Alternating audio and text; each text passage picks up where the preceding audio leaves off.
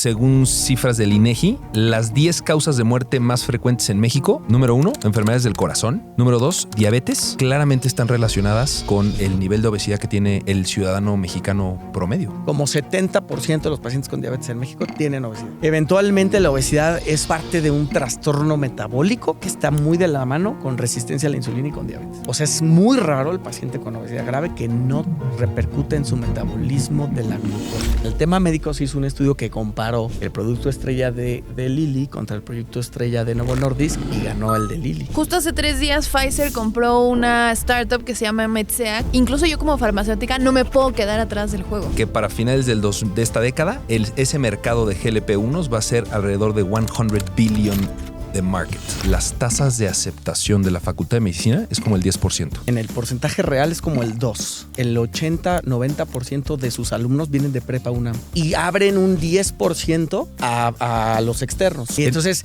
eso sesga mucho.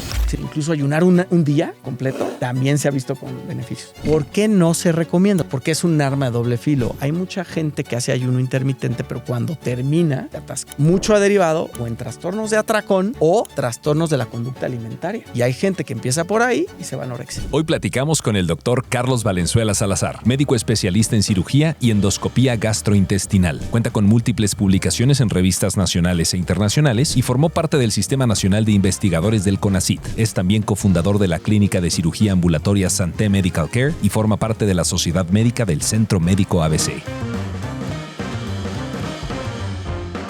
A mí, el concepto de la UNAM como tal, porque yo vi como toda tu carrera empezar desde me voy a ir a la UNAM y lo difícil que fue la UNAM. Y ya cuando me empecé a meter a ver las tasas de aceptación de la Facultad de Medicina, es como el 10%. 10%. ¿Para externas o en total? No, ¿cómo que para externas? Es que ahí viene. El porcentaje real es como el 2. No. ¿Por qué? ¿Cómo? Porque lo que pasa es que la UNAM, el 80-90% de sus alumnos vienen de prepa UNAM. Como la prepa técnica, acuerdos, fulana, la número 5. La 1, la 2, la 3. Y abren un 10% a los externos. Solo un 10% le dan permiso de abrir a alguien externo. Ahora, los que vienen de la prepa interna también hacen examen de admisión. No, lo pasan directo, los promedios por promedio. Ok. Entonces, incluso medicina, yo pensaba que como medicina, derechos sí hacían examen. Solamente los externos. Entonces, de las plazas que hay abiertas, por ejemplo, para medicina, un buen cacho, el 90%. Vienen de prepa de ahí. Y entonces, eso sesga mucho. ¿Sí me explicó? El número de aceptación. El número, se vuelve un tema bien complejo. Entonces, tú fuiste un externo que entró porque venías de otra preparatoria. Exacto. Hice el examen. Y entonces nada más tienes del 10% de las plazas disponibles para medicina, solamente tú entras compitiendo en ese 10% disponible. Según yo, sí, exacto. O sea, güey, no es nada. Y aplican como... Yo me acuerdo de la estadística en ese entonces, no sé cómo está ahorita, sí, que aplicamos como 10,000 y aceptaron como a 200 externos, de una generación como de 800. Güey, ¿cómo es posible? Entonces la tasa de aceptación es la más cañona en cualquier universidad en México. Sin duda, güey. O sea, oye, ¿y esta vocación te entró cuando ibas en la prepa? Porque una buena estrategia quizás sería, me voy a una de estas prepas, hago el examen desde antes, pero eso significaría que ya desde la secundaria lo tienes bien claro, que está cañón. Sí tenía claro desde la secundaria que quería medicina, pero no tenía claro que quería en la UNAM, sino que fui haciendo research durante la prepa y dije, es ahí, ¿no? Había otras, tenía plan B, plan C, pues hay que tener plan B, hice de todo, pero pues ese era mi plan A y afortunadamente, de hecho yo ya tenía beca en el TEC. Me habían ofrecido, porque como tenía beca en la prepa, me dijeron, quédate en la universidad, era relativamente nueva, y te la continuamos. Ok, ¿no? Y ahorita nos cuentas, pero ¿por qué no tomar esa beca que ya tenías del TEC, una universidad que es buena? No sé si en medicina, que quizás eso sea el detalle. Seguramente sí es buena, de hecho conozco exalumnos del TEC, ya es buena. En ese momento iba empezando, y la UNAM es, digamos que, la mejor universidad para medicina en ese entonces, y ahorita por otros motivos, pues también, yo creo. Entonces, pues yo quería la mejor. a ver, pero ¿por qué la mejor? ¿Porque tiene más recursos? Esa es la mejor. A ver, porque, por ejemplo, yo en el TEC de Monterrey te puedo identificar que hubo clases que pasaron de noche muchos güeyes. Sí. ¿No? Y hubo maestros que yo traté de absorber y entonces fue maravilloso. Pero mi punto es que, ¿qué lo hace la mejor desde tu perspectiva? Desde mi perspectiva, a lo mejor es difícil de saber, pero desde perspectiva, por ejemplo, que ha sido evaluada como la mejor universidad de Latinoamérica, incluso de Iberoamérica a veces, es por la cantidad de publicaciones científicas, de ciencia creada, ¿no? De alumnos y de grado de alumnado, a dónde llegan los alumnos y los académicos. Los egresados de la UNAM, De la digamos. UNAM, como universidad, se vuelve un monstruo, ¿no? Si tú te comparas, por ejemplo, hay universidades privadas chiquitas muy buenas, te voy a poner el ejemplo, la UP, por ejemplo, que tiene generaciones de medicina de 20.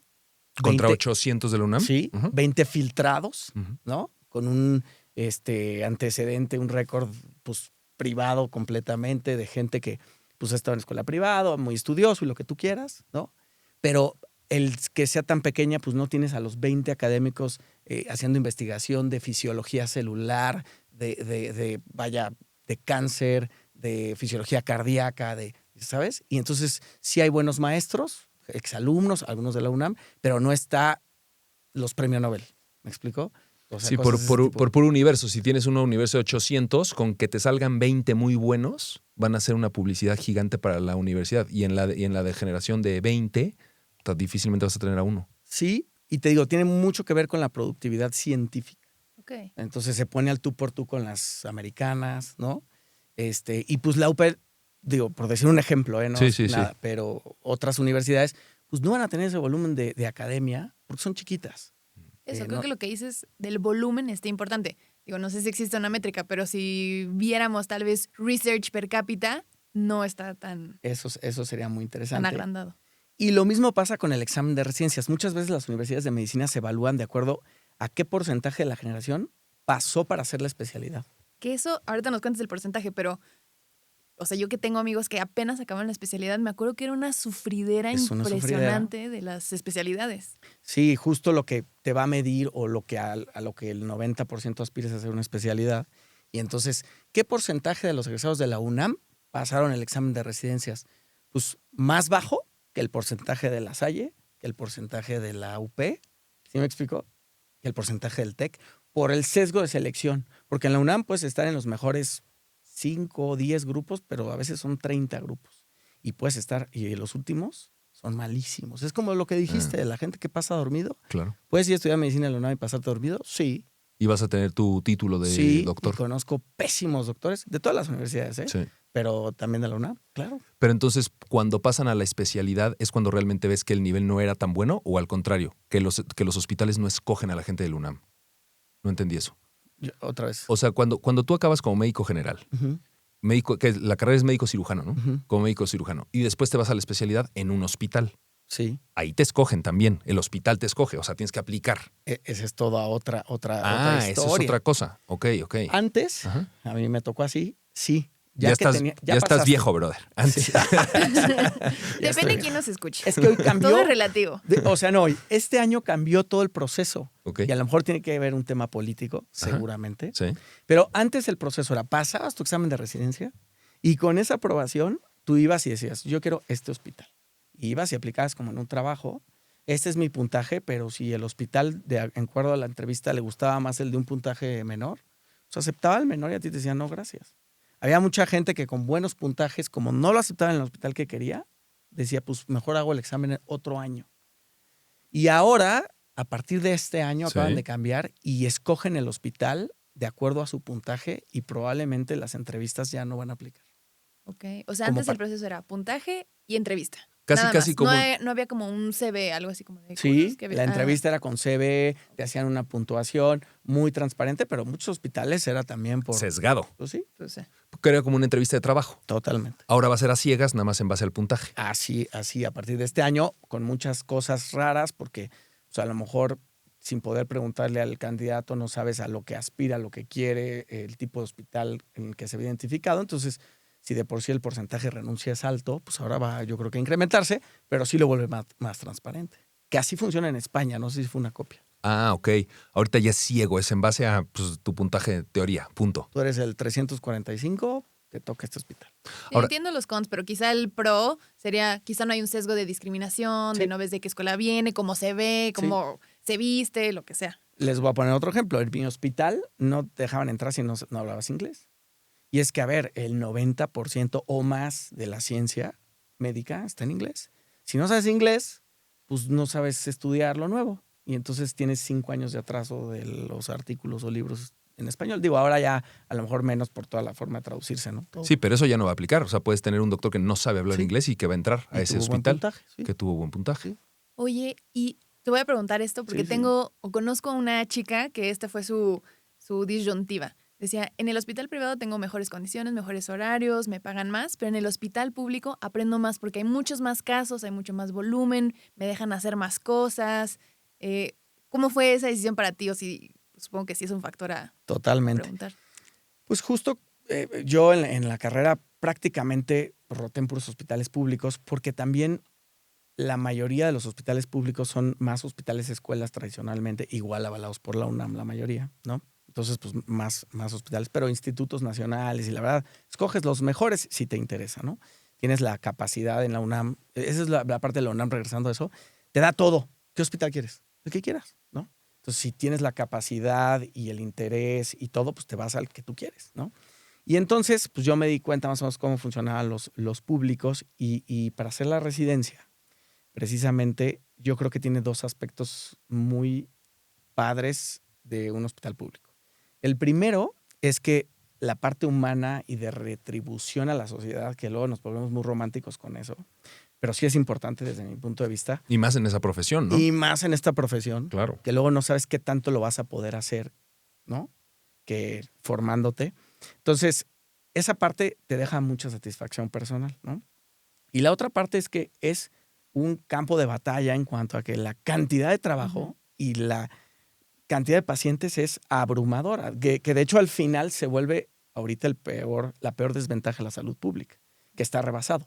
Pero como alguien que se está entrenando, pues Aprendes porque aprendes. tienes todos los casos. Mucha gente lo ve negativo porque dices, es que tienes tanta carga de trabajo y es lo que da miedo a algunas personas. Voy a estar demasiado en chinga. Claro, Pues sí, claro. ¿no? Pero entonces vas a aprender a lo mejor el doble o el triple y sí, vas a dormir menos.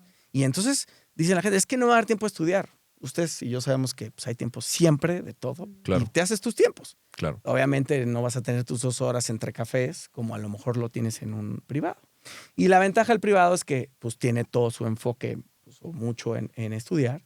Y aunque también son buenos, pueden ser buenos hospitales, escuela, instituciones educativas bien organizadas, como el ABC, por ejemplo, en donde estoy yo, que hay residencia y todo, definitivamente, una, no tiene la carga de trabajo de un público, y 2, esa carga, la responsabilidad cae en el doctor tratante de los pacientes privados, Claro. ¿no? Entonces, sí, yo, claro que le enseño al residente, pero no es su paciente, ¿me explico? Es el de la eminencia. Sí. Y esa eminencia no quiere arriesgarse. Pues es que sí les enseñas, Más. pero no los dejas operar todo. Y en cambio, al revés, en un público, claro que todo está supervisado, pero pues al final por la carga de trabajo haces mucho más.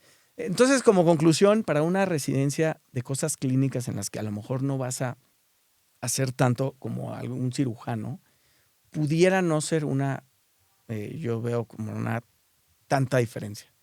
Pero en el caso de nosotros que dependemos mucho de las manos, creo que, y yo siempre lo he dicho, pues claro que a mí me gustó más tener más casos, ¿no? Y al final creo que está bien que al principio, cuando eres un principiante que estás aprendiendo, es mejor, como tú dices, aprender lo más que se pueda, ¿no? Porque ya después te vienen más responsabilidades, ya tienes tus pacientes, lo que sea. Entonces, Exacto. primero, o sea, tú contratarías más o estarías más contento, más cómodo con alguien que ya haya tenido esa experiencia en el público. Pues No de hecho es lo necesariamente. que a veces hasta les aconsejo a los residentes de hospitales privados que, por ejemplo, hicieran una especialidad truncal, ¿no? Por ejemplo, hacen cirugía general para después hacer urología, ¿no? Ok. Y dicen, quiero hacer urología ahora también en un privado. Yo les digo, mira, simplemente por apertura Ujú. de mente, ¿no? Busca otro lugar. Ya probaste el privado, ahora a lo mejor un público te puede aportar que hagas el expertise. Y muchos, por ejemplo, especialistas que hacen la parte truncal en privado y luego se van a hacer en un público, otro ejemplo sería a lo mejor los que empiezan con cirugía en un privado y luego se van a cirugía plástica, por ejemplo, a un público, pues se forma muy bien como eso que hicieron al final, ¿me explico? Ya. Pero si quieren practicar la parte truncal, pues no tanto, porque no hicieron tantas. En pocas palabras, yo como graduado de medicina, irme a un hospital público va a ser como estar en el mejor gimnasio de todos ¿no? Donde Sí. voy a practicar como loco. Sí. Y el reto es saltar a la medicina privada para ser mejor remunerado, ¿no? Porque en el público no estás haciendo una cartera de pacientes desde Bueno, un inicio. y es como yo creo que en cualquier trabajo, mucha gente también busca el privado por relaciones Claro, públicas, ¿no? claro. De decir, ok, me junto con el mejor y le ayudo soy ayudante de él un tiempo y después pues me hago de ese círculo y pues está bien. La diferencia es que el que se va por ese camino, pues para empezar realmente él solo, se va a tardar otros 5 o 10 años. Es que es de reputación. Y es que es Y reputación. reputación, pero Imagínate. la gente no sabe. Claro. Y dice, es el doctor que trabaja con fulano de tal y ya por ende, o sea, dan por hecho que es bueno. Pero este cuate le ha cargado las maletas 5 años y nunca lo han puesto a él como cabeza, ¿no? Y A entonces, brillar. Sí. Entonces luego llegamos nosotros de la guerra al público, porque al final, digo, al privado, porque al final, claro, es lo que finalmente es una forma de ser independiente y de ser tu propio jefe. Y llegas al privado y te dicen, bueno, pero tú con quién trabajas? Pues con el doctor Carlos Valenzuela, porque Soy yo, tienes papá. toda la seguridad y las herramientas de no necesitar Respaldo de al renombre. mayor, ni pues de nombre, a lo mejor por igual PR, Ujú. pero no porque no puedas hacer un caso. En cambio, al revés, salen, siempre han estado en un ámbito privado y dices, pues, ¿cómo vas a hacer un caso solo, no? Claro, no tienes No. idea. Pero bueno, se juntan, hacen buenos grupos y al final puede resultar bien también. Oye, Sí. y tal vez desviándome un poquito y si quieres ahorita volvemos, pero se me hace chistoso esto que estamos diciendo del brinco quizá de lo público a lo privado y hacer tus propios clientes. Me parece muy chistoso. Tú estás muy activo en tus redes sociales. O sea, me parece muy chistoso como ahora los doctores, los médicos tienen que hacer parte de este PR, de este marketing, de su marca personal, de pues al final atraer a la clientela o a sus pacientes que de otra manera antes pues no se hace así, claramente, ¿no? Sí, y la verdad es que al 99%, porque hay unos que les encanta y hasta se ponen a bailar cumbias, pero al 99% de nosotros, pues no nos gusta, porque finalmente quieres pasar tu tiempo Claro. o estudiando, o revisando nuevas técnicas, o yendo a congresos y no haciendo, no sé, TikToks, ni videos, ni nada. Pero te tienes que adaptar pues es que al marketing actual. Al cambio, ¿no? al marketing actual. Sí. Tú le dices a alguien de marketing, oye, ¿cómo le hago para, pues, ¿no? Resaltar? Pues es que hoy es digital o digital.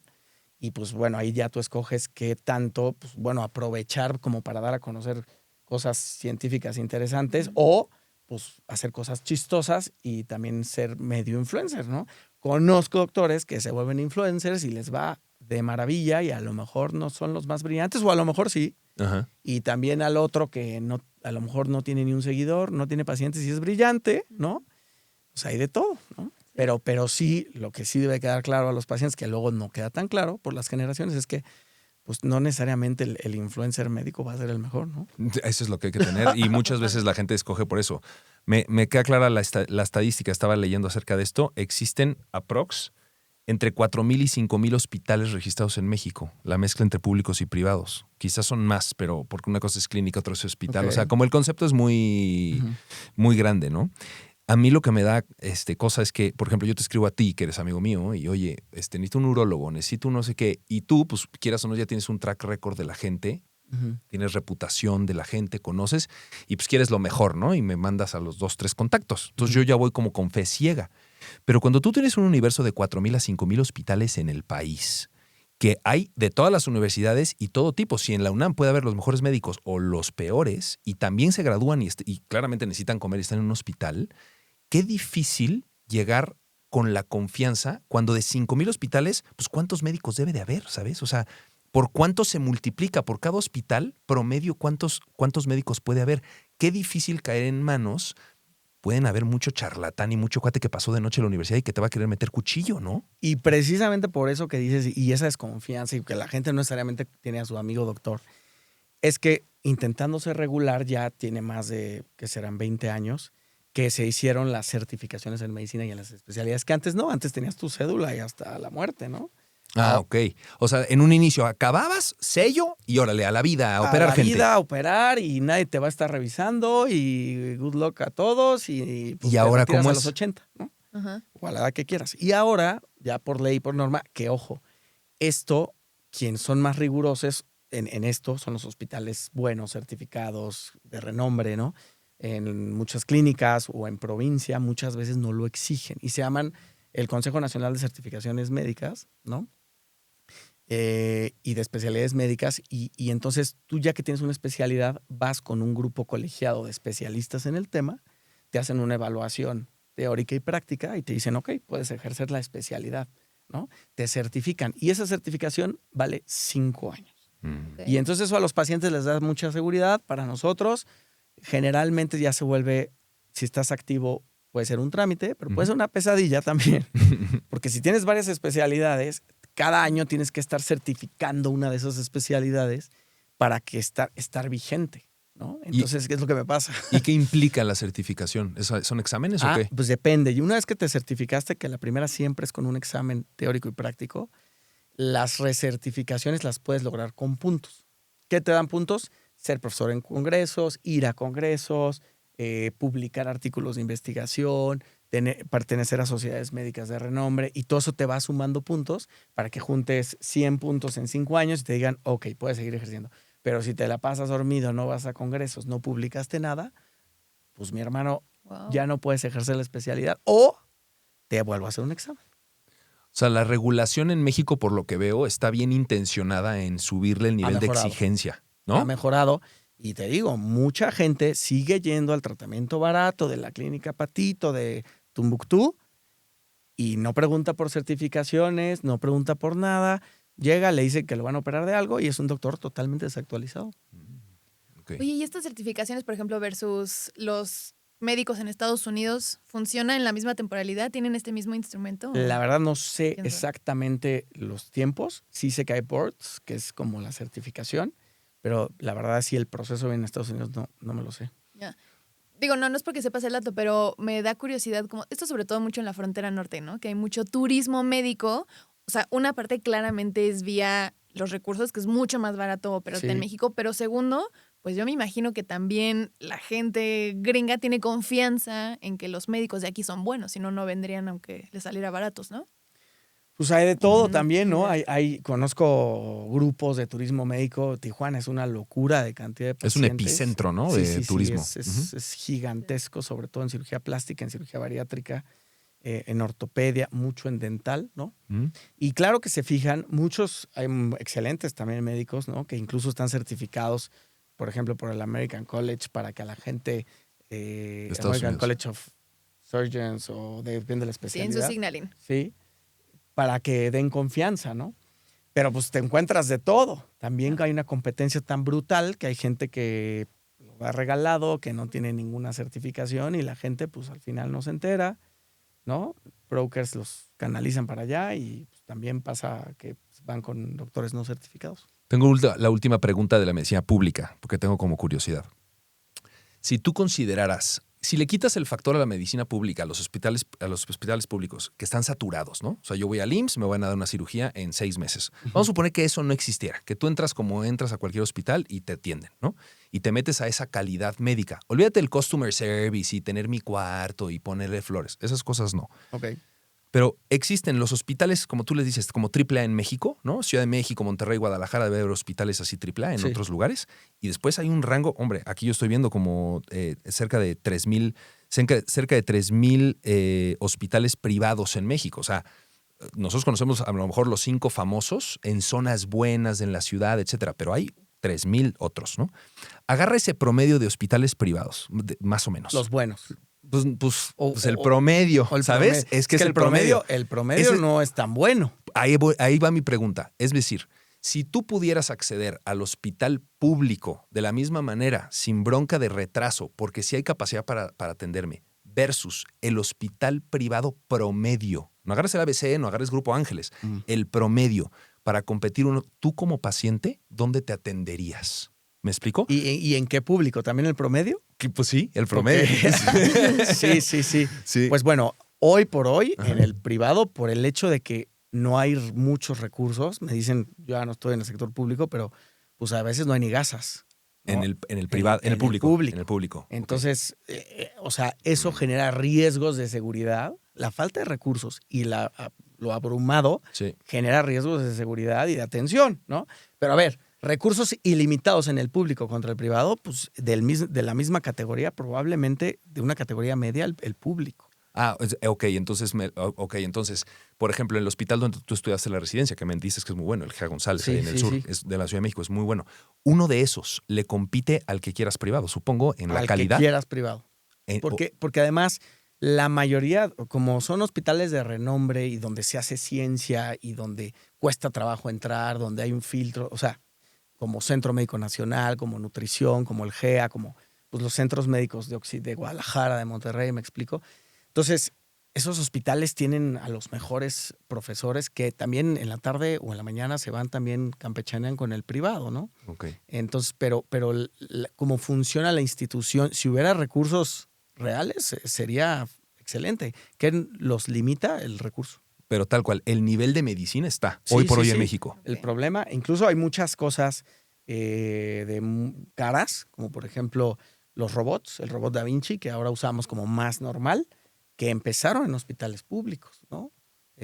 Cosas como, no sé, un PET, que ahora suena muy normal, te va a hacer un PET casi Ajá. en cualquier lado. Sí. Antes solo se procesaba la muestra en la UNAM y se hacía en hospitales públicos o Wow. en la UNAM, ¿no? Entonces, todos estos cambios o las nuevas empiezan ahí.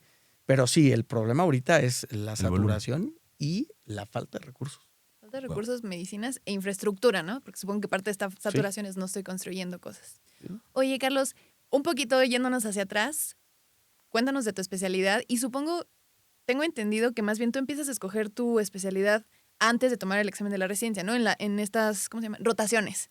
¿Qué fue lo que te llamó? ¿Por qué? ¿Qué elegiste? ¿Qué es lo que te gusta de tu especialidad? Bueno, esa es una pregunta que me gusta contar siempre porque a mí siempre me gustó, yo quería ser doctor probablemente desde primaria, ¿no? Que platicábamos, las series y todo, y lo que más me interesaba y me asomaba siempre era pues la sangre, la cirugía, ¿no? Entonces a mí me gustaba que metieran mano, ¿no? Entonces yo siempre quise algo quirúrgico, algo de cirugía, no sé qué, hay cirugía de muchas cosas, ¿no? Pero los órganos que más me llamaban la atención porque se ven increíble, por ejemplo, era cirugía de corazón abierto, ¿no? Y neurocirugía, porque son como órganos muy importantes, ¿no? Y entonces empiezas con una cirugía general en la cual ves de todo y rotas en neuro y rotas en cardio y ves de todo y ya puedes seguir decidiendo a qué parte te vas a dedicar. Y ahí vi dos cosas pues, que no me gustaron de esas especialidades, ¿no? En particular neuro, son cirugías muy largas en la que desde mi punto de vista manipulabas poco y aunque hay resultados excelentes y la ciencia va avanzando, pues me tocaba ver muchos pacientes pues que no les iba tan bien, ¿no?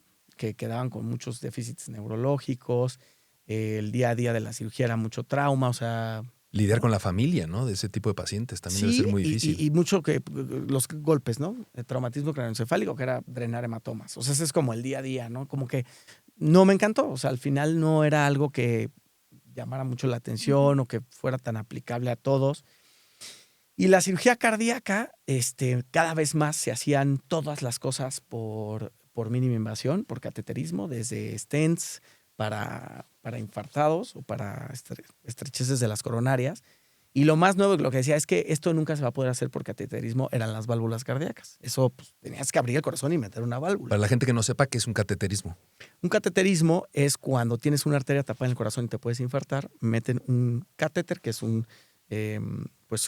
como un hilito con una canal de trabajo por una arteria, puede ser de la mano o de la pierna, y todo se ve guiando por rayos X. Tu procedimiento vas a tener un hoyito. Nada. En lugar de una incisión grande de todo el pecho, llegas a las arterias, ves cuál quieres destapar, te metes, lo abres, le pones un stent, que es una endoprótesis que se abre y mantiene abierta la arteria. Antes eso era una cirugía de 6 horas con una mortalidad, Wow. o sea, riesgo de muerte de la mitad, y ahora es algo de ambulatorio casi con riesgo de muerte menos del 3%. ¿no? Es decir, si tú hubieras escogido esa especialidad, ibas a tender a no operar. A desaparecer. A desaparecer. Y ya lo que me hizo tomar la decisión fue que yo estaba rotando en cardiología y veía que los médicos que estaban ahí pues solo se dedicaban a la institución, ¿no? Que es un instituto como cardio, que es un gran instituto, pero pues no podían salir de ahí porque en ningún lugar tenían los recursos y que ya por cateterismo se estaban poniendo incluso válvulas. O sea, tú querías abrir Pues sí, yo decía, sangre, a ver, sentir. No, a ver, si me gusta el corazón. Quería caos, Sí, quería o caos. sea, si me gusta el corazón, pues entonces hago cateterismo, que Claro. es del futuro. Claro. Y entonces la parte que me gustó mucho, porque había mucho de todo, fue la cirugía gastrointestinal, porque además de que estaba evolucionando a la laparoscopía, que era con 3 hoyitos, estaba evolucionando a muchas cosas, todo por la boca, que es todo lo de endoscopía, y con mucha aplicación a largo plazo de 1000 cosas del día a día. Y otra cosa muy importante, yo hice mi servicio social en Todos Santos, en Baja California Sur. Qué delicia, ¿no? La playita. Ahí también en base a calificaciones escoges En base a calificaciones escoges, Muy buenas calificaciones. doctor se fue a para la playa, terminar obviamente. comiendo taquitos de camarón. ¿no? Bien. Y entonces en Baja California me encantó la vida de la playa. Y dije, ¿qué tal que un día me harto y me quiero ir a vivir a la playa? ¿No? Es difícil. Si eres cirujano cardiovascular, pues buena suerte. Tienes que vivir a fuerzas o en la Ciudad de México o en Guadalajara o en Monterrey y si acaso en otra capital de un estado. Claro. Pero si te quieres retirar en una montaña, No va a haber la infraestructura para que practiques. no hay manera. En Claro. cambio, yo sí, ¿sabes? O sea, eso pensé también. A ver, pero puedes operar con recursos no tan avanzados, ¿no? Cuchillo y mesa. Sí, o puede ser endoscopías casi en cualquier lugar. O entonces dije, esto es muy versátil. Ok. Entonces, tú, si tú dijeras, antes era corazón abierto, ¿no? Abrían. Después viene la laparoscopía, que es te meten unos. Ajá, ¿no? hoyitos, sí. Es sí, mucho menos invasión. Hoy ya la laparoscopía está como quedando en el pasado, como ya es vieja la sí. laparoscopía. Ya es muy vieja, ¿no? ¿Y ahora qué es viene? El robot. El robot. El uso del robot. O sea, sí usas los hoyitos, pero pones un robot que tiene muchas ventajas sobre la laparoscopía. Por ejemplo, pues, se queda como volando, entonces lastimas menos, es más preciso, ves fenomenal, filtra errores, finalmente se puede asociar inteligencia artificial, ¿no? A ver, pero entonces, ¿ese robot estás en el mismo quirófano? ¿Cómo es? Estás en el quirófano, lo pones los hoyitos, pones al robot. O sea, ahí está el paciente, Ahí está tú el lo paciente, estás viendo y tú estás al otro lado. No, tú estás con el paciente y ya que instalas el robot, te vas, o sea, dejas a tu ayudante, tú te vas a una consola, digamos, ahí donde estás tú, ¿A qué? ¿A 2 metros? a 2 metros, pero ojo, se han hecho cirugías de París a Nueva York. Ah, Así. Wow. O el futuro al espacio, ¿no? ok. Así. O sea, eso no es fantasía, sí No, existe eso, hoy por hoy. claro, para eso se hizo. ¿Se hace hoy Pues por hoy? una idea, creo que No, según recuerdo- olvídate del espacio, Ah, de París a Nueva York. Sí, se ha hecho. O sea, Y es de otras ciudades lejanas, es no me acuerdo si frecuente. recientemente, pues lo hacen más como por decir, Se puede. se puede, y finalmente por decir, oye, a ver, tienes a la eminencia en cirugía de esto, y yo necesito esa cirugía y solo me puedo operar este cuate, oye, pues me queda más cerca Nueva York que China, Me rifo. opérame acá. Pero la práctica normal es en el mismo hospital. En la misma sala, porque finalmente, si algo pasa, quitas todo y tú estás ahí. Pero, pues es muy raro que pase. Entonces, tú estás en una consola a 2 metros Ujú. y entonces estás manipulando las pinzas desde la consola como de forma virtual. ¿Y cuál es la ventaja de esto? Que los movimientos que hace el robot son mucho más precisos, filtra el temblor. Si alguien te empuja la mano y estás con el paciente, pues te empuja la pinza. Que puede pasar eso. Porque O pasa. Pasa. ¿No? O sea, te puede empujar, te Claro. puedes caer, ¿no? Sí.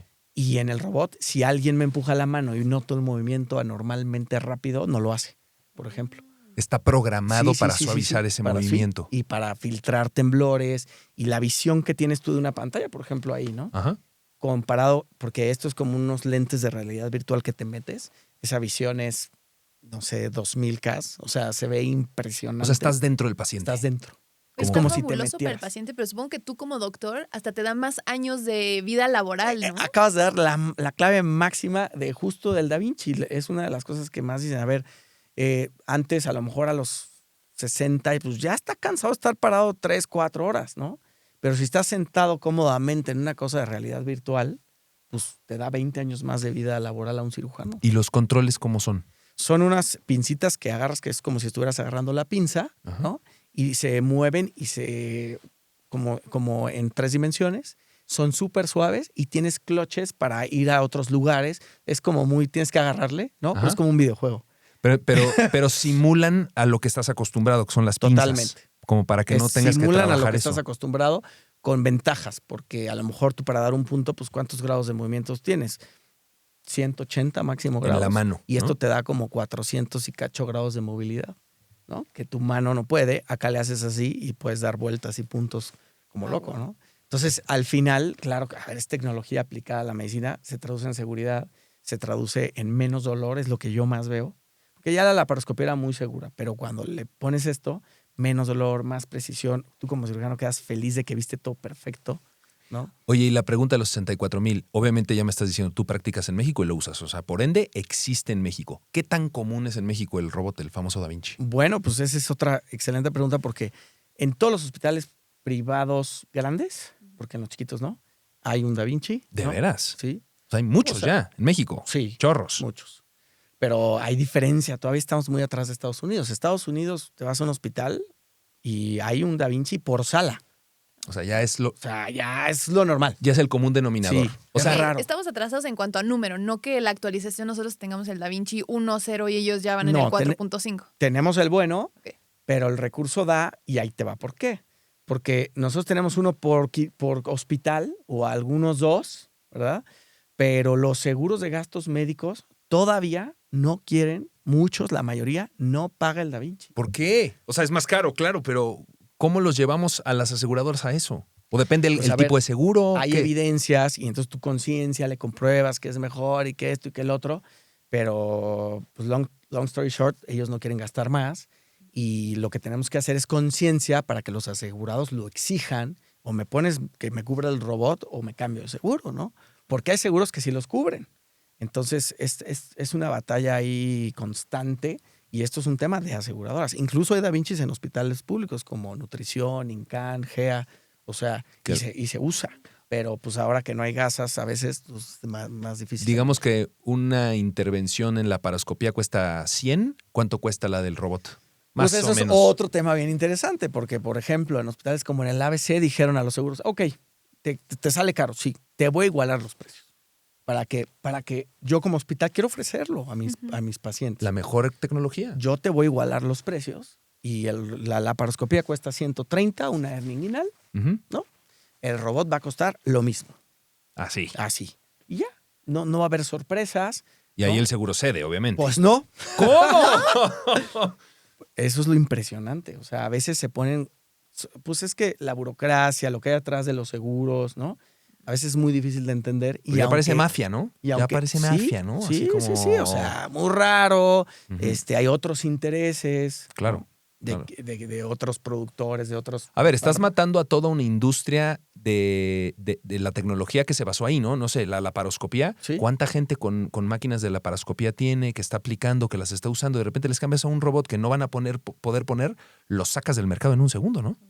Y en parte lo que ellos alegan es que si un médico es La cuestión nuevo. legal. Ah, No, si un médico es nuevo en el robot y le va a costar más tiempo, a lo mejor al principio hacer un procedimiento, pues de entrada, aunque equiparen los precios, va a haber un pico en costos a lo mejor, ¿no?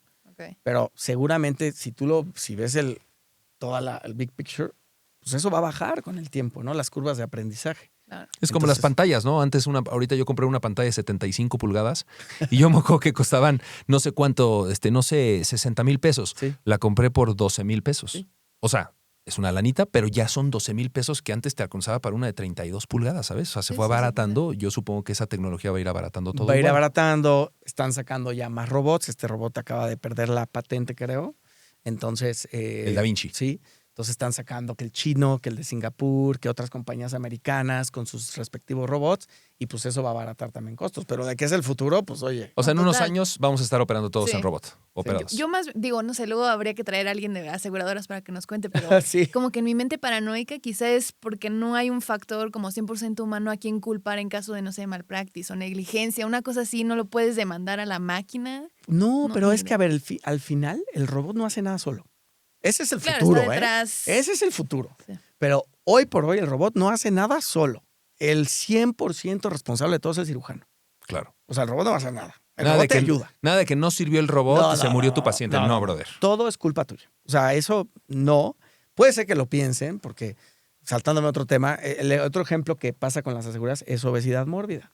Un paciente que tiene una enfermedad grave que se llama obesidad mórbida y otras asociadas, no le cubren cirugía bariátrica porque piensan que es como una lipo. No. Que es estético. Sí.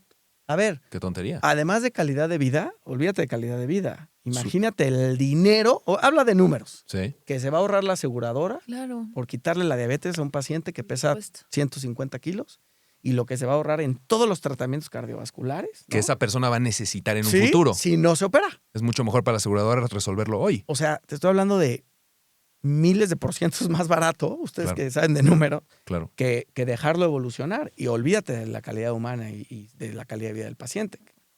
Oye, justo entrando en materia, tu especialidad fue cirugía gastrointestinal. Tu subespecialidad.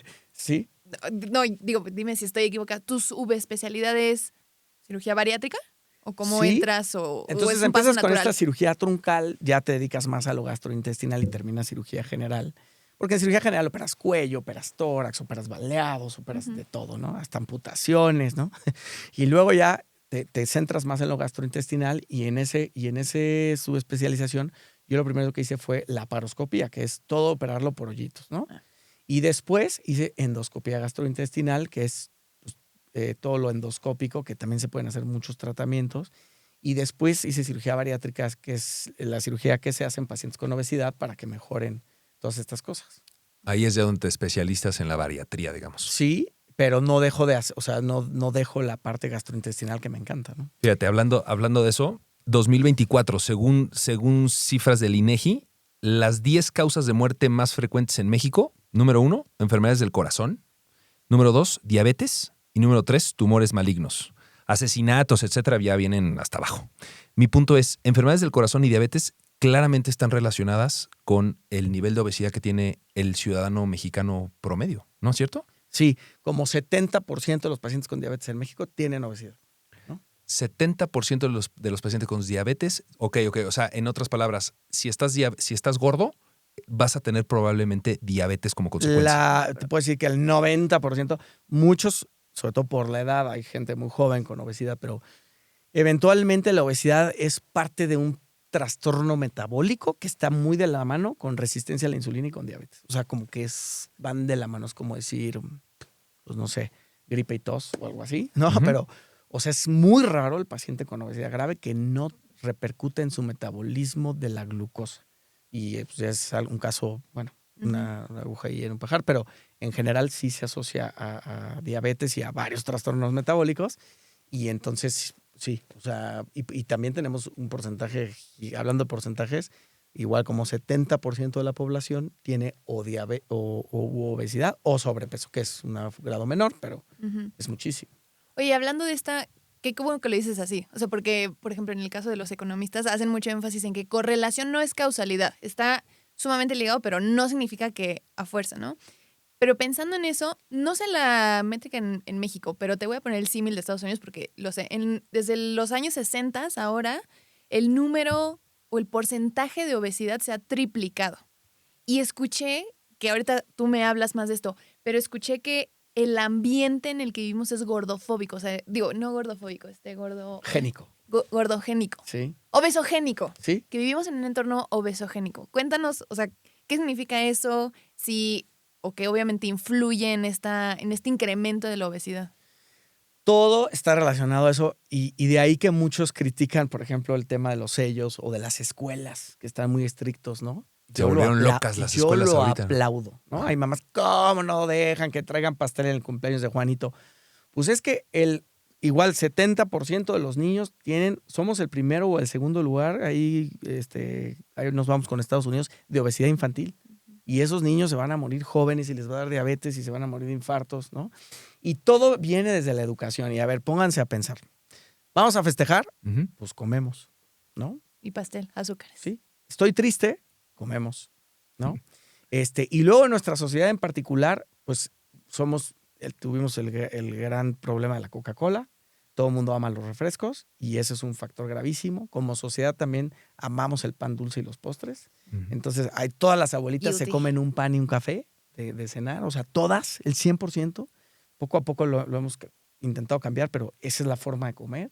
Y luego, por ejemplo, el niño gordito es el niño sano y el flaco, denle de comer que está enfermo. Es al revés. La abuelita, ¿no? La Preocupadísima por meterle pan al ¿Sí? niño. Vas a la comida familiar y si Ujú. no te repites, es como mentarle la madre a la tía, ¿no? Totalmente. Y Sí, si sí. te repites, bien, mijito, te gustó y ahí te va otro y ahí te va el pastel. Sí, o sea, cada plato te estás metiendo 1000 calorías, métete 1000 más. Y entre más comas, eres más campeón, Claro, ¿no? claro. Y si bajaste peso, ¿qué te pasó? Estás enfermo. Come. Te veo chupado. O sea, ya es un tema social y cultural y además la calidad de nuestros alimentos es el 90% basura, con mucha influencia también americana, ¿no? De claro. fast food y todo. Y entonces, Llega al grado donde es difícil comer sano en sí, México, ¿no? súper. Difícil, más caro. A veces hasta malo porque, a ver, nos ha pasado que estás buscando algo, pues sí hay hamburguesas, sí hay papas, pero la ensalada se ve horrible vieja en una caja. Pues bueno, ya dame el sándwich, ¿no? Claro. La hamburguesa. Claro. Pero entonces el concepto obesogénico, ¿qué significa? ¿Que tienes como el miedo a ser obeso? ¿O al contrario, que estamos Obesogénico es que genera obesidad todo esto. Ah, ok. Mira, yo lo que tenía aquí era que justo como que hay un incremento de comida hiperprocesada, azúcares refinados, trabajos sedentarios, estrés Menos crónico, actividad poco física. sueño. Oye, y, o sea, es chistoso porque en una sociedad en la que de manera incremental está habiendo más obesidad porque hay peores condiciones, ¿no? En cuestiones de eficiencia de recursos, como tú dijiste, nuestros alimentos cada vez son peores, se producen con cosas más sintéticas, etcétera. Se me hace chistoso cómo a la par, no sé si es que ha crecido o más bien solo como lo hemos sacado de la sombra esta cuestión que seguro lo escuchas mucho tú que te dedicas a la cirugía bariátrica, de la gordofobia.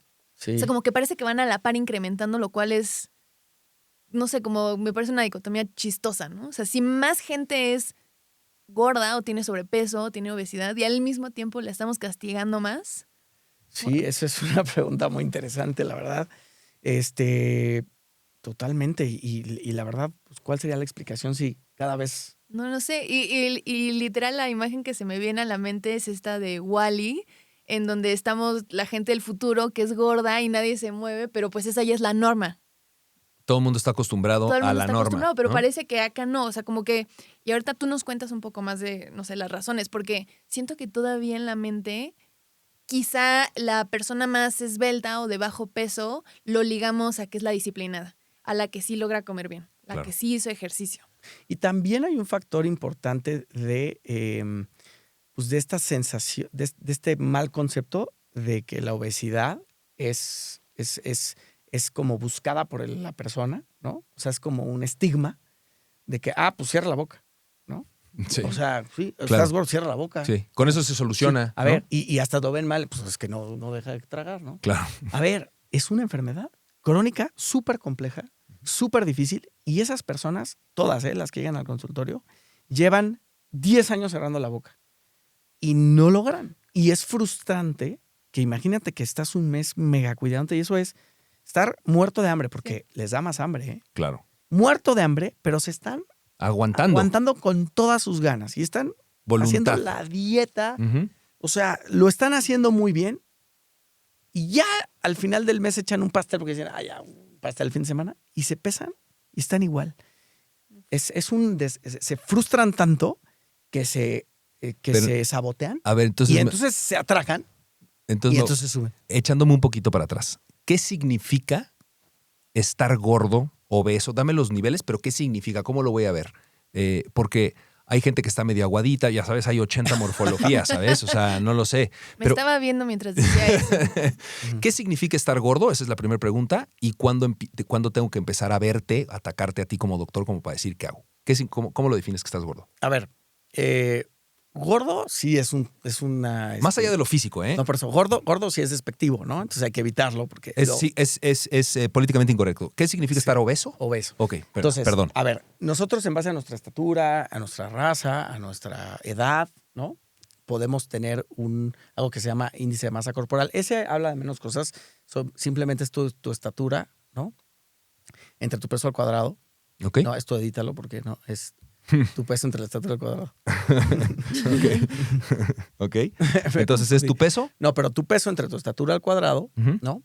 Te va a dar un índice que se llama índice de masa corporal. Ok. Y el índice de masa corporal habla sobre pues, que de acuerdo a tu estatura debes de pesar X cantidad. Y lo normal es estar entre 18.5, que es alguien muy delgado, y entre 24.5, 0.9. Eso es un peso normal. ¿Por qué? Pues por una curva de normalidad, ¿no? Simplemente que ese peso no se asocia a enfermedades, que ese peso no te da problemas. Estadísticamente está ligado a gente sin problemas sana. de... Ok. Y sobre todo relacionado a lo metabólico, a lo cardíaco, a lo del deporte, en fin. 18,5 a 24,5. Sí. Ahora, 24.9 sí que ser muy estricto. De 25 a 29.9 se llama sobrepeso. ¿Ok? Y sobrepeso quiere decir, es como un red flag, un semáforo en amarillo, y es aguas. Estás arriba de tu peso. No te va a causar una enfermedad como tal. No estás tanto, pero baja, porque si sigues en ese camino, va a ser muy difícil regresar y te van a dar enfermedades. A partir de 30, ya no se llama sobrepeso, se llama obesidad. Y se llama obesidad no para decirle más feo, sino para que quede claro que obesidad es una enfermedad. Ya pasas el threshold de la alarma y ya estás enfermo. Ya estás enfermo. Ok. Y eso cuesta trabajo que los pacientes lo entiendan. Mucha gente con obesidad va por una liposucción. Nada más de una cosa, si tienes ok. arriba de 30, ¿es fácil regresar al sub 30 así nomás dejando de comer? ¿O dado Pues, que ya estás enfermo ya es más complicado? Ya es más complicado. Y entre más le subas, más afectas tu propio metabolismo y es más complicado, ¿no? Obviamente hay gente con 30 que regresa, ¿no? Pero cada vez tu metabolismo se enlentece más o se enferma más. Entonces, ¿de 30 a qué es obesidad? ¿De 30 a De cuánto? 30 a 34.9 es obesidad grado 1. Ok. De 35 a 39.9 es obesidad grado 2. De 40 a 49.9 es obesidad grado 3. Esta ya también se llama obesidad mórbida. Y se llama obesidad mórbida porque ya seguro un paciente que tiene más de 40 tiene enfermedades. Ok. Ok, O sea, no hay ya- manera de que No hay esté. manera. Hay mucha gente que ha llegado con ese peso y me dice, yo soy literal el gordito sano. Digo, bueno, no te digas así, vamos a ver, le haces estudios y algo le sale. Tiene síndrome de apnea obstructiva, tiene hígado graso, Es el grado 3, ¿correcto? De grado 30 a 3, 40. alguna enfermedad. Obesidad mórbida. Esa es mórbida. Y luego, no sé, es de 40 a 50. ¿Estamos en cuál? En De 30 a 35, obesidad grado 1. De 35 a 40, obesidad grado 2. Más de 40, obesidad grado 3 o mórbida. Más de 50, super obesidad y ya se le está cambiando el nombre, u obesidad grado 4. Y hay todavía, o sea, hay gente que tiene 70 índice de masa corporal. 70. Sí, y no se pueden mover. ¿Tú a quién has visto lo más? Pues o hemos sea, visto números? pacientes de 65, 70, sobre todo a nivel público, y son pacientes que ¿Gente tienen que un pesa que 200 kilos? Sí, más. Más de 200 Y tiene un kilos. riesgo de muerte altísimo, les hagas lo que le hagas. Ok. Ahí está como el ejemplo de algunas películas, ¿no? Sí, sí, sí. Discovery Channel, ya sabes. Sí, Y lo mueven kilos con mortales, grúa, sí, kilos sí. mortales. Eso- Porque como dices, o sea, supongo que Ya, no sé, es- función renal, cardíaca, Todo. hígado, todo. El pues, ya corazón falla, ¿no? está fallando. Articulaciones. Todo. Ok. Entonces, esta clasificación de los obesos, que ya me quedó claro quién es quién, vamos a suponer, en términos generales, yo sé que depende si te llega el grado 1, 2, 3, pero más o menos, ¿cuál es el procedimiento como un doctor? Yo creo que tengo obesidad, voy contigo. ¿Y cuál es el procedimiento? Tú luego les metes cuchillo, les mandas las pastillas, que ahorita hablaremos de todo ese tema de las pastillas, psicólogo, alimentación. O sea, ¿cómo lo ves tú a 33,000 pies de altura? ¿Cómo abordas el tema? Pues por eso es muy importante. La gente es como que quiere con el peso. Por eso también hay mucha gente que como que se vuelve hater de los bariatras o el tema del peso, de la gordofobia y todo. Y porque dice, son pesocentristas, ¿no? Solo me importa el peso y te tengo que bajar. No, hay que ver todo el contexto, ¿no? A ver, ¿y desde cuándo tienes un problema? Está la típica chavita que siempre ha estado en su peso y de repente sube 3 kilos y quiere operarse. Pues no. O sea, a ver, tú mejora tus hábitos y ya estás. Y se envía con nutrición, con psicología, ¿no?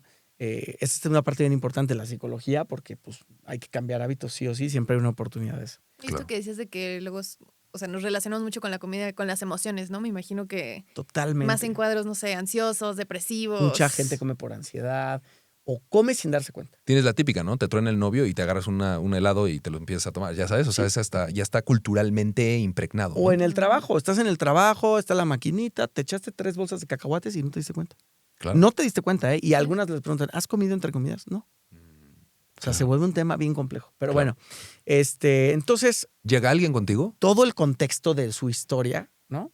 Y su peso y algo muy importante, la composición corporal. Puedes llegar con un cuate que tiene sobrepeso, casi obesidad, y es puro músculo, ¿no? Y es un deportista de alto rendimiento, jugador de algo fútbol americano y no necesita bajar de peso, ¿no? Sí, pero es porque el doctor lo analiza y dice, Pues sí. "Eso quiere". Entonces tú estás bien, ¿no? Claro. Y también llega, no sé, a lo mejor una chava o un chavo que está casi en su peso, o sea, tiene un sobrepeso leve, pero su composición corporal tiene un porcentaje de grasa corporal altísimo y un porcentaje de proteína cero. Y te dice, ¿me das algún GLP-1, ¿no? Como los de moda, que ahorita vamos a hablar. Pues sí, pero no. Ponte a hacer ejercicio, porque esto también te va a bajar la proteína. Entonces sí, ponte a hacer mucho ejercicio y ya que llegues a un punto de proteína, entonces ya te empiezo a bajar de grasa. Y luego llegan los pacientes que todo esto, para decidir el tratamiento, además de la historia y de los antecedentes de cada quien, vemos a cuánto aspiran perder de peso y mejorar de enfermedades con cada tratamiento, ¿no? Okay. Entonces, por ejemplo, los medicamentos bajan en promedio un 15% tu peso total, como máximo. Estos nuevos, que ahorita hablaremos. Estos nuevos. Entonces, si llega un paciente de 200 kilos y le quiero dar, pues a lo mejor en preparación para su cirugía, ¿no? Pero eso lo va a curar, no. Okay. Tampoco al paciente que pesa 120, se va a quedar muy corto. Claro. Porque lo tenemos que bajar a lo mejor 60. Una chava que mide unos 50 y pesa 120, te tengo que bajar 60 kilos. Y nos va a dar cosquillas la inyección, ¿no? Nada, de nada va a servir. Ok, entonces incluso para operar hay que bajar, o sea, previamente A o no veces necesariamente. sí, sobre todo en los casos más graves. Por ejemplo, el ejemplo del chavo de 250 kilos, operarlo es un riesgo, porque está en falla cardíaca, en falla pulmonar. Entonces, si lo bajas 50 y luego lo operas, tiene más probabilidades de sobrevivir. No así en los pacientes con obesidad más moderada o leve, ¿no? Que a lo mejor tienen 30 o 40 kilos de más. Son muchos, Sí, claro. pero no ponen en riesgo su vida. Y les dices, mira, se puede un medicamento, pero te va a quedar muy corto. A ver, los medicamentos, ya entrando en este tema, Sí. son unos análogos de una hormona o de un péptido que se llama GLP-1 en el cuerpo y que curiosamente mucha de su investigación surgió en pacientes operados de cirugía bariátrica. Decían, a ver, sí lo operaron y sí está comiendo menos. ¿Pero por qué baja tanto? Entonces le empezaron a medir niveles en sangre y vieron que estos péptidos los tenían altos. Después de la cirugía. Sí, y dijeron, mira, está elevando este péptido, vamos a sintetizarlo y inyectarlo. Así, en términos generales, ¿qué es un péptido? Una hormona, es una Ok, hormona. Una hormona. O sea, simplemente agarraron la hormona que ya producimos todos naturalmente. Sí, pero que los pacientes que ya estaban operados elevaban más. Ahí lo descubren. Sí, dicen, a ver, ya existía, ya se sabía que existía, pero tiene muy elevado esta hormona. Y por Mira, eso sigue bajando no tanto. sabemos qué tal que la hacemos y se la inyectamos al de al Vamos a lado. replicarla. Sí. Y de ahí sale el famoso Y de ahí Ozempic. sale, ¿y qué crees? Que sí funciona. Y funciona muy bien. ¿Y cuál es la función de esta hormona? O sea, ¿qué es lo que hace? Esta hormona se llama péptido similar a glucagón, de ahí sus cifras glucagon-like peptide, ¿no? Que GLP-1. Ujú. Ah. Y lo que hace es mejorar la sensibilidad a la insulina, causar saciedad al cerebro, ¿no? Ok. Y actúa en otros muchos órganos, generando beneficios en contra de la obesidad y en pro de sintetizar como de un mejor metabolismo de la glucosa, ¿no? Entonces, de ahí surgen, se empiezan en pacientes diabéticos con buenos resultados, luego se empiezan para tratar obesidad. Pero los medicamentos tienen un muy buen pro, sí sirve, ¿no? Quita el hambre, mejora el metabolismo y te puede bajar un 15%. Hay anécdotas de pacientes que bajan un 20% del peso. Eso Hay es un- quien baja menos. Es un push, te ayuda, es un empujón a Sí, ti como muchísimo. enfermo. Ujú. Pero ¿qué pasa? Y entonces aquí vienen las dos farmacéuticas más millonarias hoy en día, se llaman Novo Nordisk y y Eli Lilly. Lilly. Claro. Y son los que producen Wegovy y Ozempic, Novo Nordisk, y Mounjaro, que produce Lilly, y los que se vienen, ¿no? Son Todos, las más ricas. fíjate, estaba haciendo yo los números de estos antes de platicar contigo. Novo Nordisk tuvo el pico de su acción en $147, junio del 2024, que entiendo yo, prácticamente tenían como no exclusividad, simplemente Eli Lilly todavía no salía con su medicamento, por lo que entiendo entró después. Entonces Ozempic como que fue pionero, pues eres el único que está vendiendo como está vendiendo, la acción se va al cielo, llega un market cap de $600 billones, y de junio del 2024 a la fecha, entra Eli Lilly con sus medicamentos, empieza a robarle market share, ¿no? Ujú, Se empieza a sí. separar, y de junio de 2024 a la fecha, Novo Nordisk se cae 70% del precio de la acción. Órale. Entonces, de llegar a $600 billones, hoy por hoy, más o menos el market cap está en 200 billions. Y eso se compara con Eli Lilly en 920 billions.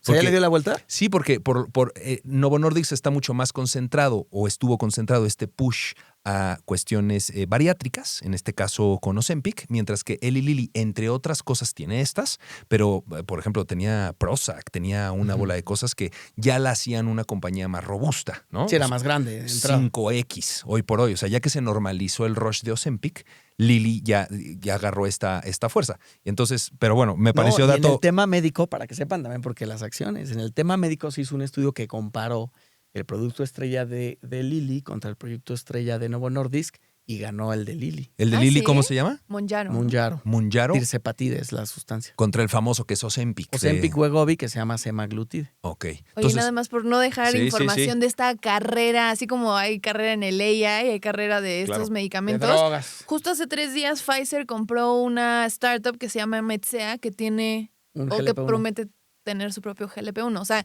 el chiste es, incluso yo como farmacéutica no me puedo quedar atrás del juego. el número dice que para finales de esta década, ese mercado de GLP-1s va a ser alrededor de 100 billion de market. O sea, $100 billion. Imagínate ¿no? esa locura. Pero además ahí te va. Es un medicamento que tiene mucho atrás que preocupa y da paz y las dos. Ahí A te ver. va.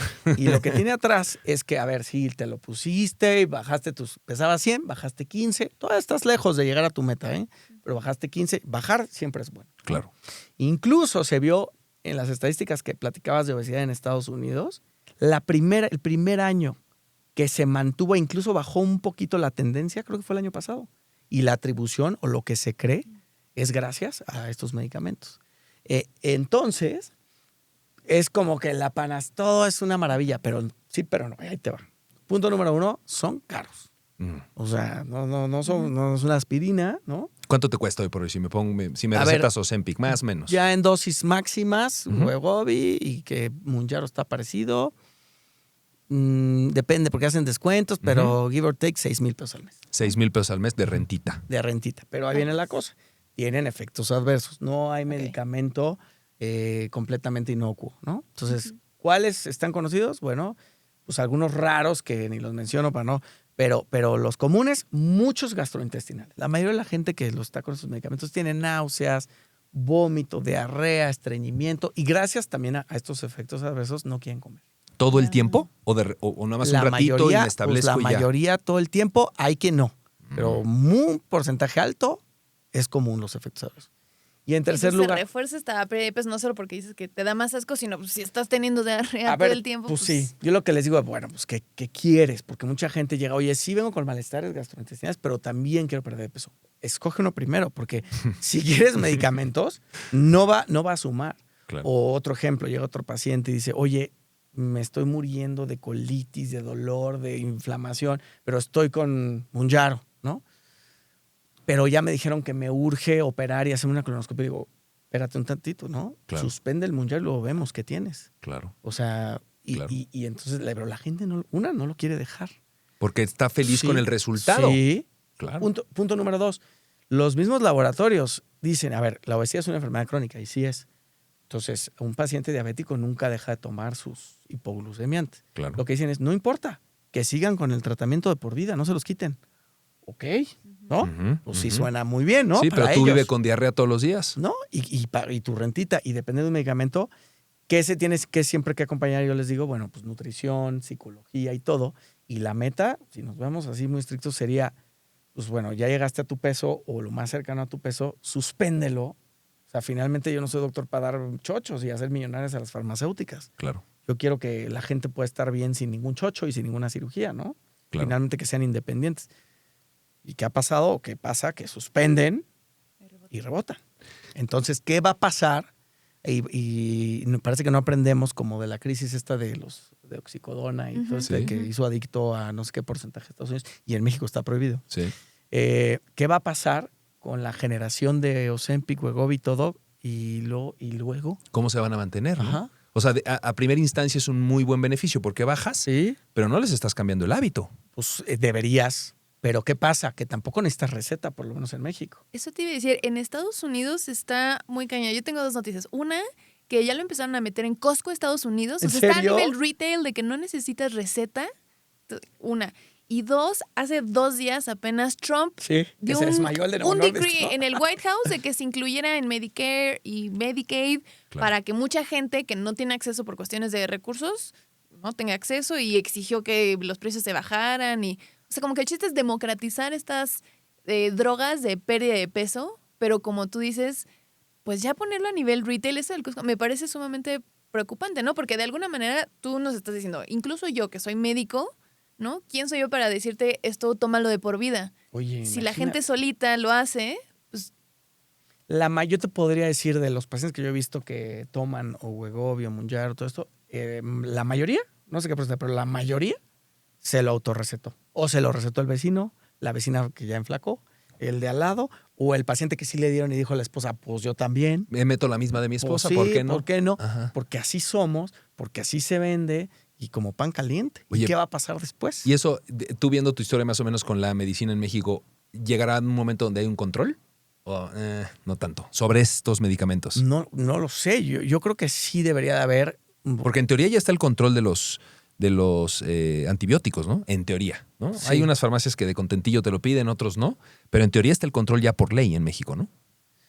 A ver, hasta los mismos laboratorios dicen, ve con tu médico, ¿no? Incluso te piden la cédula profesional de quien te lo recetó, pero es muy fácil hacer el chanchullo. Entonces, yo creo que el deber ser, claro, es regularlo y a ver, que te lo prescriba por lo menos. A ver, lo están dando otros especialistas o otros profesionales de la salud que nada que ver. Lo están dando, no sé, dentistas, lo están dando. ¿Cómo es posible eso? Pues porque yo te hago una receta y. Claro, nada más ¿no? necesitas la cédula profesional. Sí, lo están dando de todo tipo de gente involucrada que dice Entonces, psicólogos. Entonces, ¿cuál tú dirías? Obviamente tú me recomendarías ir a un médico para recetar esto, ¿no? Una A supervisión ver, tienes adecuada. un problema de peso, ¿no? Ujú. Sientes que tienes un problema de peso, claro, ve con un especialista, ve con alguien que te asesore, ¿no? Y que te vayan llevando. Puede ser de entrada con un nutriólogo, una nutrióloga que te lleve de la mano. Ya, si es un problema de peso mayor, seguramente te canalizará tu endocrinólogo, tu nutriólogo con a lo mejor un cirujano bariatra, o a lo mejor empiezas con un endocrinólogo, ¿no? Y empiezas a ver, a valorar. Y luego ya cuando esto se sale de control, ¿no? También la gente pues, lo estigmatiza porque es una cirugía, ¿no? Claro. Pero finalmente no estigmatizan que te operen del apéndice, ni que te operen ¿no? Total. Del corazón. Eso está bien, ¿no? Eso no pasa nada. Pero ¿por qué? Y de obesidad, ay, no, cierra la boca. Es otra enfermedad. Y si se puede resolver con cirugía, ¿por qué esa no? A ver, Claro. se vale la pregunta. A lo mejor no estoy. Imagina esto. No estoy obeso, pero quiero usar esta medicina para yo bajar de peso y tener cuadritos. No está indicado y mucha gente lo hace. Ahora hay una tendencia, incluso creo que me contó una paciente en Miami y en muchos restaurantes de lugares así como muy fashion Trendy. y trendy, ¿no? Si llega una bolita de 4 chavas, les cobran cover en los restaurantes. Porque todas, o la mayoría, está No piqueada no y va a tomar agua. consume. Va a tomar agua y Pero un drink. tienen la mesa. Sí. Entonces es, ok, sí, pues bienvenida, pero pues... Consumo promedio es tanto, pues, págamelo. Paga eso y te lo descuento de tu cuenta de comida. Pues no. ¿Cómo crees? Ah, wow. Sí, porque como esa es la tendencia Sí, está y loquísimo. no tienen hambre Sí. y es gente que está en su peso, pero quiere estar más ¿Quieres empujón? flaco y pues lo consume. ¿No? Oye, No está indicado. Ok. No y está pensando en estos efectos adversos, o sea, yo te quiero preguntar de 2 cosas que he escuchado en podcast. Sí, sí. Como tiene que ver, o sea, tú le dijiste, o sea, a Saciedad. nivel neuronal manda señales Sí. de saciedad, ¿no? Entonces, la primera cosa que te quería preguntar, se ha empezado a ver que también tiene efectos sobre ciertas adicciones, o sea, más allá de, por ejemplo, la comida. Gente que tenía adicción al alcohol, al tabaco, a las drogas, que se ha puesto Ozempic, también ha visto que esa adicción disminuye. ¿Qué es lo que hace esa hormona en el cerebro? Pues ahí, la verdad, no lo uso yo para adicciones, evidentemente, pero curiosamente fuimos a un evento de Novo Nordisk para más o menos empaparnos de lo último. Y vemos en la mesa todo tipo de especialistas que a mí me sorprendió. Por ejemplo, psiquiatras. Había muchos psiquiatras. ¿Y ustedes dan Ozempic, Wegovy y todo? Sí.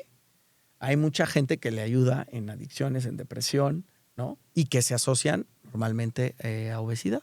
Y es que la obesidad finalmente se ha visto que tiene una asociación muy grande con trastornos psiquiátricos como depresión, déficit de atención, ¿no? Sí, porque mucho tiene que ver con la forma de comer, Claro. ¿no? Y adicciones. Y de hecho, también hay mucho que estudiado que la obesidad también es una forma de adicción a la glucosa y sobre todo a lo dulce. Hay quien a la comida en general, pero lo más adictivo es lo dulce. Y entonces lo ven como una adicción, lo tratan en el equipo psiquiatras y los mismos psiquiatras lo recetan. pero como para adicciones a drogas y a otras cosas, no, todavía, por lo menos aprobado oficialmente, debe ser como en estudios. Sí, eso ¿no? lo escuché en un podcast Sí, de Wall Street Journal. pero o sea, creo que interesantísimo. sí está interesante. Oye, y otro efecto no, adverso vas. que también ha estado sonando mucho, al menos en Estados Unidos, justo en estos temas de podcast y noticias, es que le quita Músculo. la efectividad a los anticonceptivos, que está viendo estos ¿Ah, booms sí? en la fertilidad. De hecho, hay artículos que se llaman los Baby Monjaro, los Baby Ozempic, Y hay que que- es gente que toma o ha tomado toda su vida pastillas anticonceptivas, bueno, toda su vida adulta, y se empezaron a poner este tipo de drogas y de repente, ¡pum!, embarazo. Ahí habría que ver qué tanto es el anticonceptivo, ¿no? Y luego a veces es difícil de saber. O el Ozempic, la obesidad se asocia a infertilidad.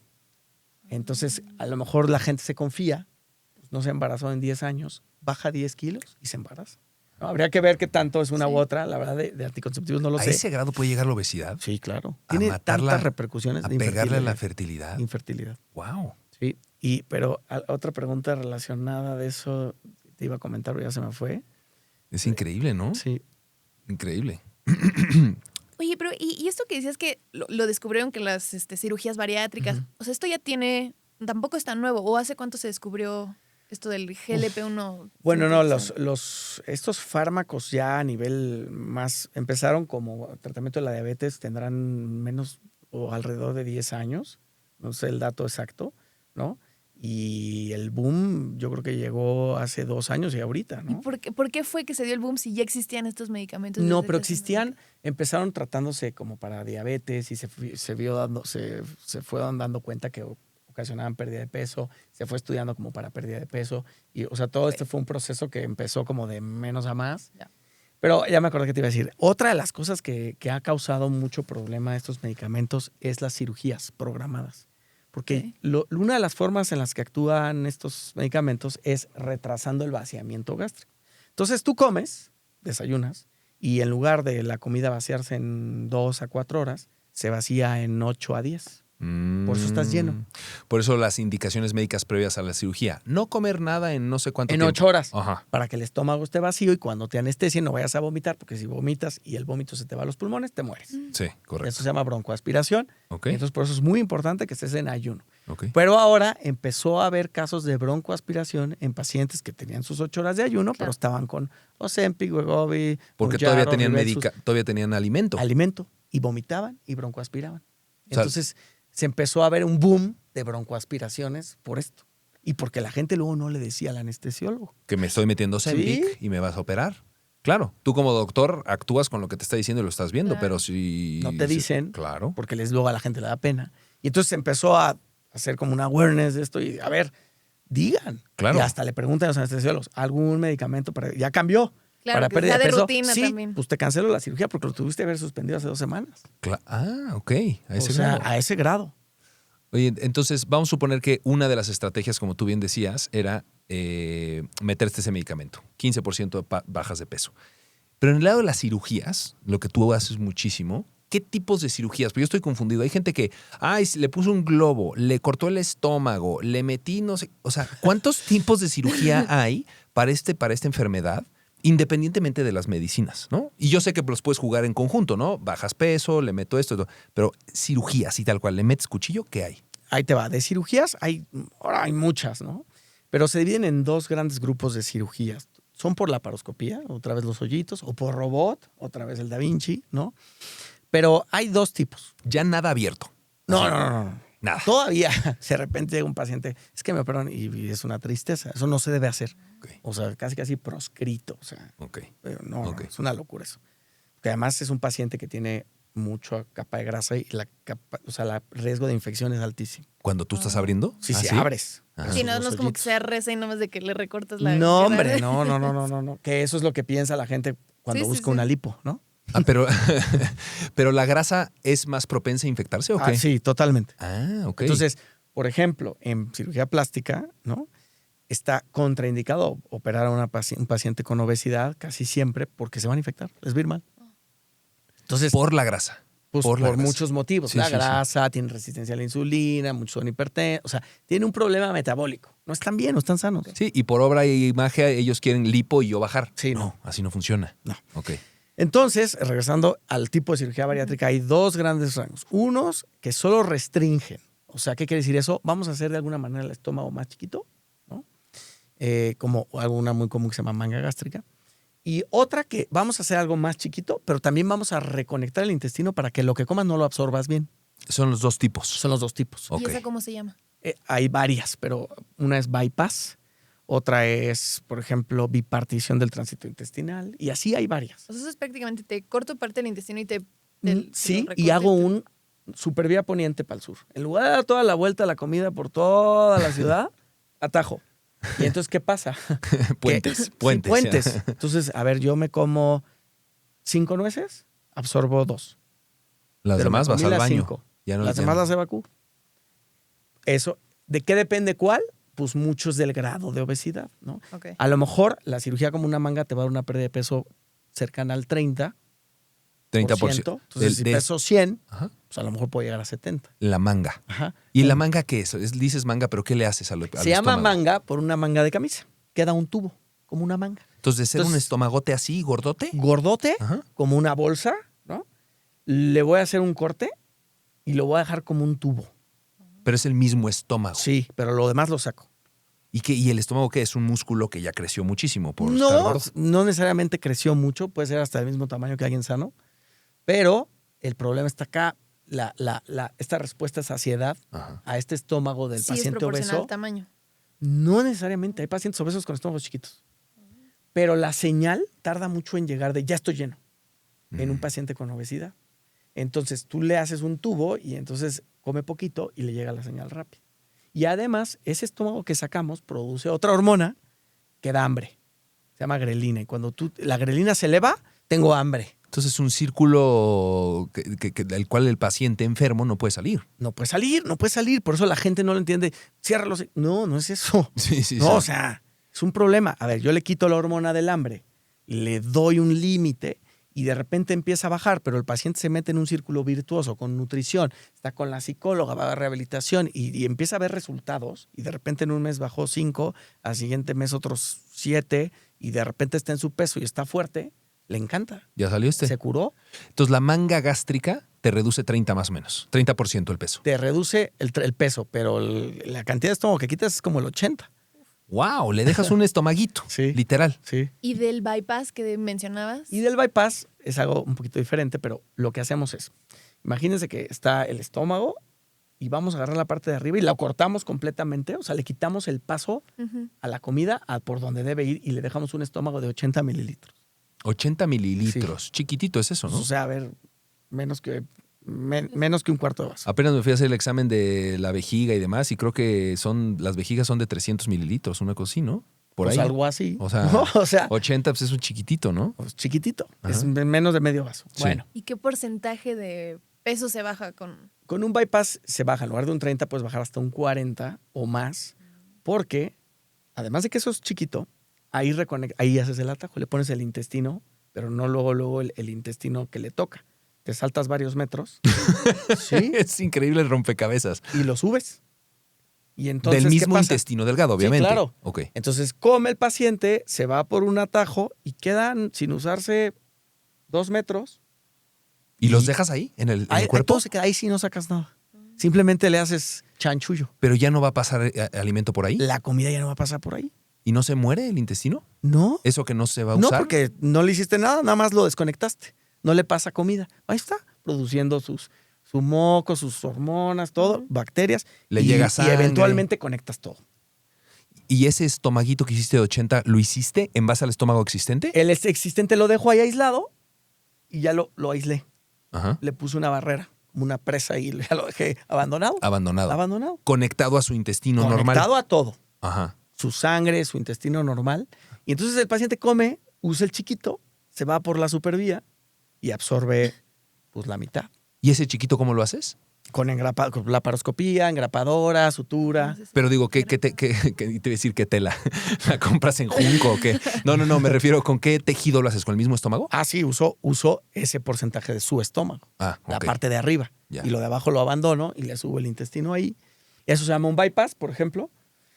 Y además, por ejemplo, que te baja más, por ejemplo, gente que tiene más de 40 índice de masa corporal, que básicamente es una persona de 120, 130 kilos, pues esos necesitan bajar 50, 60 kilos.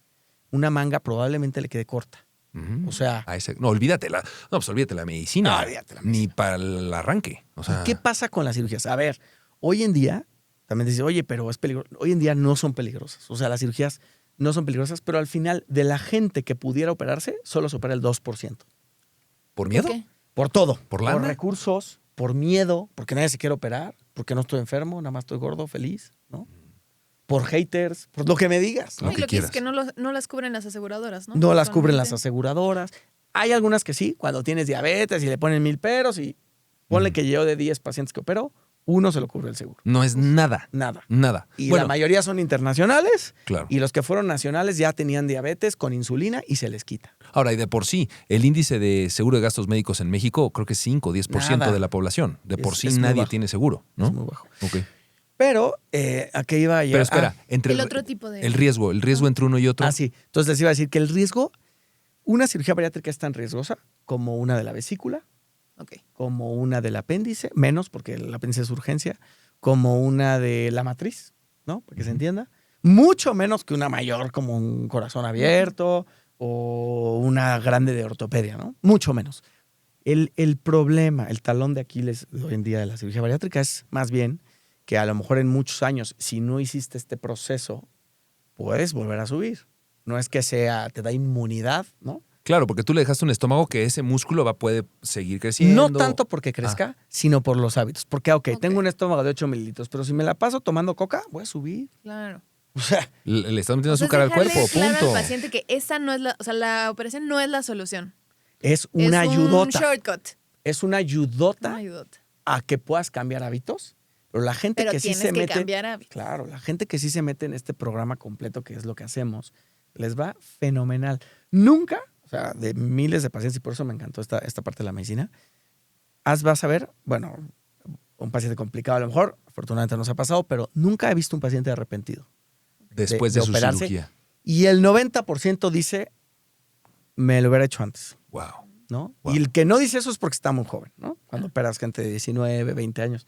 Y además Pues- supongo que van con buenos médicos que, como tú dijiste, les hacen una evaluación más holística, ¿no? Que los llevan con nutrición, con psicólogo, porque supongo, volviendo a los charlatanes o esta gente que nada más quiere hacer volumen, ¿no? No es como que llegue el primer paciente y lo opero, porque Pues es quizá- que hay quien sí. Sí. Y como en todo hay de todo, y hay quien sí va con el que lo va a operar mañana y que además le cobra la mitad. Claro, y sin haberle hecho una evaluación de si el día de mañana Nada, no le estomaguito importa. no... No le importa. No, No y le cl- importa. Mañana te opero y te cobro. Y claramente, exacto, es lo que te iba a decir. Claramente el cirujano es mucho mejor operar, cobrar esos honorarios, que nada más verte en la consulta y lo que Pues quieras, hay a quien no O le sea, importa y no, pero eso es una mala práctica. Claro. Pero hay mucho. Claro. Tal vez ¿no? también por eso tienen mala fama. O sea, como que la gente tal vez piensa esto, pero son malos médicos. No es que la operación en sí sea... Pues sí, o gente que no lleva los procesos, ¿no? ¿Sabes a quién en general no le va muy bien? A veces a gente que, como en maquilas, ¿no? Que operan muchísimos, los que decías muchos en la frontera. Ya hay grupos en la frontera bien disciplinados, pero otros que no. Y entonces el paciente viene a Estados Unidos, se opera, se regresa sin ningún hábito, sin ningún nada, y pues sube de peso. Oye, estaba yo de alguna manera. Se me fue lo que te iba a preguntar, porque me quedé pensando lo de Tijuana y la maquila. Yo dije, ¿dónde está sacando este güey la maquila? ¿De teles o qué? No, sí, Es una maquila. No, sí, tal cual, ¿no? O sea, son operaciones a destajo. A destajo. O sea, hay cirujanos que operan 10 al día, güey. Imagínate. 10 al día. 10. De este tipo de, Sí. de cirugías. Sí, 10 diarias. diarias. O sea, No conoce a quién está operando. sí. Este cuate está en la línea de producción, armando teles Sí. o operando. Y next al día siguiente, next al día siguiente, next al día siguiente, pum, pum, pum, pum. Pero nada te cambia el cambio de hábito. O sea, al final vas a caer en el mismo O sea, error ahí si pasa sigues mal. mucho eso. Ok. Pero al final, sí, hoy en día la cirugía sigue siendo el método más efectivo, más costo efectivo y a largo plazo para obesidad, ¿no? Mucha gente piensa como, oye, ya con los medicamentos ya nadie se va a operar. Yo creo que más. A lo mejor ahorita no, pero va a haber una epidemia de rebotes que la gente va a decir, ya estoy harto de mi chocho y de mi inyección, ya opera. Fue un atajo. Nada Entonces, más. quizá en el corto plazo, si haya una cierta disminución, Sí, yo creo que sí, a corto Ok. plazo. Pero a largo plazo, yo creo que más, porque va a decir la gente, a ver, ya me animé a algo, Claro. y ya vi que reboté y ya quiero algo definitivo, ¿no? Y nada más para terminar, el otro tipo de procedimientos bariátricos son los por endoscopía, que son los nuevos. Ah, ok, ¿no? ok. Esos a mí, uno de ellos me encanta, que se llama gastroplastía endoscópica o manga endoscópica, pero se va a confundir. Entonces, Ok. gastroplastía quiere decir modificar el estómago, ¿no? Ok. En español. Y lo que hacemos es, nos metemos con un tubo por la boca y le ponemos sutura hilos al estómago y hacemos lo mismo que en la manga, pero en la manga se corta y aquí lo hacemos chiquito con hilos. En la manga lo sacas, ¿no? Lo Ese saco, pedazo. le corto y lo saco. ¿Y aquí lo sacas? Y aquí no, ¿Lo nada más dejas? todo por la boca le pongo hilos. Y entonces queda el estómago flaco y corto. Y Ok. queda agarrado, amarrado, Ok. con una luz chiquita. Entonces cuando come el paciente, pues no se mueve bien y no se vacía bien. Y entonces hace el efecto tanto de una cirugía como de un GLP-1. Y entonces esos métodos te llevan a perder un peso muy bueno, Ajá. muy parecido a una cirugía menor, ¿no? O sea, ponlo en la clasificación. 15 el medicamento, 30 el 20, primer. 25 el Ok. endoscópico, la gastroplastía, 30 o más la cirugía, Wow. ¿no? Y entonces, ¿pero qué pasa con este procedimiento? Nos tardamos 1 hora, terminamos, el paciente en unas 2 horas se recupera a casa. Ah, ambulatoria, además. Cero Ambulatorio. invasión. Cero invasión. Pues cero invasión, Ajá. los hilos no se absorben. Ujú. Con el tiempo se ha visto que en 5 a 10 años el estómago sí bota algunos hilos, porque es un órgano que se mueve Claro. 24/7. Claro, claro. Pero a ver, este regreso a la normalidad de la endoscópica es paulatino. No es de un día para otro, como si te dejas de poner el Ozempic o el Mounjaro, Rebotas. pues ya no tienes el efecto. Acá sí lo puedes perder, pero va a ser paulatino. Ujú. Si lo acompañas de que ya mejoraste hábito, de que ya llegaste a tu peso, pues no deberías de por qué reganar. Sí, a ver, también hay gente que no puede, regana y acaba operándose, Ujú. ¿no? Pero lo interesante es que ya hay métodos súper poco invasivos que te dan más efectividad que un medicamento, que te dura mucho más y que se vuelve al año, se paga lo que hubieras pagado de medicamentos. Entonces, muy interesante. Claro. Esto no quita el hábito, ¿no? El buen hábito. al final. Todos los métodos, el que Punto. me digas, va acompañado De buenos hábitos. comer bien, porque no le digan dieta. Comer Es- bien. O sea, es que come bien. A ver, de vez en cuando te puedes echar una dona, claro. Claro. ¿Diario? ¿A 3 veces al día? No. ¿No? O sea, Sí. Tengo yo una. Tú tenías algo antes, ¿no? No. Quería preguntar si existía, o tal vez yo estoy entendiendo mal, si había otra que se llama balón gástrico Ajá. o el globo. el balón o globo es más de, sí, pero Ah. es balón. Este no me gusta, por ejemplo. Esos que te meten literal Ahí algo te y te va. lo infla. Sí, lo metemos igual por endoscopía. Hay otro que se traga, menos me gusta. Ok. Pero bueno, Ok. lo Ajá. metemos por endoscopía, lo llenamos de líquido, 500 mililitros de un líquido, y nos salimos y ahí se lo dejamos 1 año. ¿Qué pasa? Es de plástico, ¿de qué Es es? de plástico y lo llenamos de líquido. Ajá. Entonces, ¿qué pasa? Que el paciente ya trae ahí un Ente. ribeye Un ente extraño. de ¿no? 500. ¿Te has comido un pedazo de carne de Es 500? una, Sí, es sí, una sí. barbaridad. No sé si te especialidad. cabe. Sí, sí, sí. Normalmente sí. te puede caber el de 400. El de 500 ya comértelo solo es Una locura. complicado. Sí. Bueno, ya lo traes. O sea, al principio el paciente, siente dolor, siente náuseas, no tiene hambre, y la primera semana los pacientes lo aman y lo odian. Lo aman porque bajan 10 kilos, lo Ujú. odian porque es incómodo. Ok. Después se va acostumbrando el cuerpo, y lo que pasa es que comen poquito y se llenan. Ya Hace el mismo efecto de lo otro, digamos. pues parecido, pero ahí localmente. Ah, ¿Qué me gusta del balón? Sí te puede bajar, parecido a los medicamentos, 10-15% de tu peso, menos que las hilos Ujú. y menos que la cirugía. Lo que no me gusta del balón es que en 1 año se lo quito, Ah. de un día para otro. Porque No es se lo voy sintético y no desinflando. puede existir ahí. Claro, no, hay complicaciones y se lo dejas. Los pacientes que tienen complicaciones del balón se lo dejaron por necios y se perforan y hacen un desastre. o sea que el potencial de rebote es mucho más alto. Pues te lo quitas. Claro. Y entonces ya no tienes nada. Pues bueno, ahí entran otros métodos. Cambiaste ¿no? los hábitos, no cambiaste los le hábitos. quitas ¿no? el balón, le pones o no medicamento, cambiaste o no los hábitos. Yo los pacientes de balón que he tenido, a la mayoría le va mal porque rebotan. Claro. Entonces los convenzo a ver mejor como un método más definitivo porque Una solución. yo ya sé que no van a pasarla mal, ¿ya sabes? Claro. Entonces, por eso. A ver, tengo una pregunta. Por ejemplo, yo en las mañanas hago todo el esfuerzo, me levanto 5 de la mañana, voy a hacer ejercicio. Máximo, en 1 hora de ejercicio voy a bajar 500 calorías, 700 calorías, la que tú me quieras decir, ¿no? Y yo salgo, o sea, el esfuerzo de hacer ejercicio es muy grande, la recompensa, si yo me voy nada más por la cuestión de la ingesta calórica, es muy poco en comparación a yo llego, me echo un desayuno, unos chilaquiles y son a lo mejor 1000 calorías. Ok. Mi punto es, la gente sigue o los doctores siguen insistiendo acerca del ejercicio, pero en este tema en específico de bajar de peso, como que el ejercicio no tiene mucha... Estoy diciendo seguramente una estupidez, por eso te lo estoy preguntando. No, lo estás diciendo muy Pero bien. es mucho el esfuerzo y muy poca la ganancia si lo ves por cuestión calórica, ¿no? Sí. ¿Por qué no olvido el ejercicio? Siendo extremo, porque soy un poco extremista.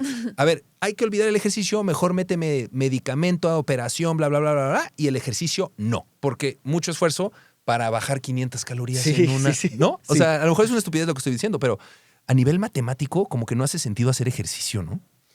¿Por qué sí? Bueno. ¿Por qué sí? Seguro O sea, sí. justo para pérdida de peso, mucha gente dice es que yo hago muchísimo ejercicio, hago diario y no bajo. Y es la comida, ¿no? Sí es más importante la ingesta que el ejercicio para bajar de peso, sin duda. Pero ¿por qué no puedes dejar de hacer ejercicio? Esa es la pregunta. En primer lugar, por salud, ¿no? Porque el ejercicio te da condición cardiovascular y te da masa muscular y todo. Pero lo más importante es por la masa muscular y la cantidad de proteína en tu cuerpo. Cuando estás bajando de peso acelerado, sobre todo con algún tratamiento, bajas de peso, o sea, tu metabolismo, imagínate que le dejas de aportar calorías, pero el cuerpo va a seguir usándolo para mantenerse vivo y para el día a día. Entonces, va a agarrar proteína de tus músculos, va a agarrar grasa y los va a convertir en carbohidratos y en glucosa para que es la gasolina Ok. de tu cuerpo, ¿no? Entonces, si tú no haces ejercicio, tú sí vas a bajar de peso y vas a bajar de grasa, pero también vas a bajar de masa muscular. Y puedes llegar a un grado de pérdida de masa muscular tan grave que llegas en un estado de desnutrición. O sea, imagínate, pesar 200 kilos y estar desnutrido. Eso se puede. ¿Eso se puede? Por supuesto. Qué locura. Y eso pasa en alguien que no está asesorado. Entonces, pesas 200 kilos, no tienes proteína y entonces entras en una desnutrición y eso es gravísimo, te mueres. Ya. Entonces, ¿qué pasa? Cuando están bajando de peso, lo suplementamos con proteína en polvo, además de la proteína de sus platos, que es una dieta como con mucha proteína. Y además, el ejercicio lo que hace es ayuda a mantenerlo. E incluso para el peso es mucho más importante el ejercicio de fuerza que el ejercicio O cardiovascular. sea, meterme una caminadora es lo peor que puedes hacer en No es ese lo peor, caso. sirve, te Sirve. da condición, tu corazón está tocado y le va a ayudar. Pero necesitas fibra, necesitas Pero si músculo. tú haces músculo, tu nivel de proteína en el cuerpo se mantiene, tu músculo se mantiene, el metabolismo se va a la pérdida de grasa y no solo eso. Tu tasa metabólica, es decir, las calorías que gastas día a día, se incrementan entre más músculo tienes. O sea, si tú tienes ahorita 30 kilos de proteína, pues tú gastas de calorías automáticamente 2000, por decir algo, ¿no?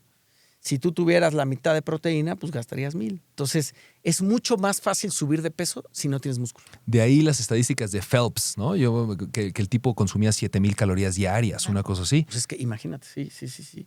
Es esa razón, ¿no? Sí, O sea, y si tú lo haces, pues obviamente engordas, ¿no? Porque no estás ejercitándote. Entonces, a ver, lo ideal es, y de hecho, en el seguimiento de estos pacientes, y por eso es la importancia que te vea todo el equipo, pues vemos los porcentajes de músculo y de grasa cómo van. Yo sí tengo un paciente con medicamento operado, oye, tu músculo se está bajando, métele la proteína y ponte a hacer ejercicio. Te guste o no, tienes que cargar fuerza. claro. Claro, que ahí es donde entra la supervisión médica y Claro. que por eso esta tal vez democratización del medicamento nos va a dejar peores hábitos. Pues sí, y luego va a haber estos pacientes que no se van a poder ni mover, que están chupados, flacos y sobre todo no tienen proteína y entonces se van a fracturar y entonces va a haber otros problemas de salud que no conocemos. La gente como que se confía. No, hombre, los efectos adversos de los medicamentos tardan como 20 años en realmente darnos cuenta qué está pasando. ¿No? Oye, tienes una frase muy interesante que a mí me la has dicho, pero estaría bueno que la compartieras. De parte del ejercicio es no te veas tú hoy, ¿no? Hoy, ¿cómo estás tú? Sino tú tienes algo de cómo quieres llegar a verme yo como doctora a los 80 años, ¿no? Total, esa es mi forma de convencer, ¿no? A los pacientes. Porque, a ver, el chavito que llega a consulta y quiere a lo mejor algo de peso, lo que quiere es verse fit. Ok, No le importa cómo va a envejecer, ¿no? claro. Cómo se ve y si le dices, o sea, eso no, pero los que llegan a lo mejor de tu edad a la mía o señores de 60 Sí. y que le dices, ¿haces ejercicio? No, nunca me ha gustado. Bueno, a ver, está bien, ¿no? Lo que te guste, yo no te voy a obligar a nada, pero ¿cómo quieres llegar a este consultorio o al parque en 25 años? ¿Con bastón o en silla de ruedas? ¿O como platicabas de Wally? Ujú. ¿No? ¿O quieres llegar como llegaste ahorita? Que te subes, que te sientas, que te paras, que te acuestas, y sin hacer y con esfuerzo. ¿Cómo quieres? Y te lo juro que yo lo veo todos los días. El señor de 75 años que hizo ejercicio toda su vida, llega como llegaste tú y como llegué yo y me senté aquí. Y eso es producto en gran parte. Hubo una vida sana, pero finalmente el ejercicio es donde estás Totalmente. viendo. O sea, manteniendo, pues, a ver, activo el cuerpo para lo que es. Claro. Estamos hechos para ejercitarnos, para tener actividad, Claro. ¿no? Y lo dejas de hacer y también llega el de 75 en silla de ruedas porque no puede caminar, porque es tanta la debilidad que ya se fracturó, que la otra no le duele, que ya, o sea, y dices, bueno, pues, a ver, se vale.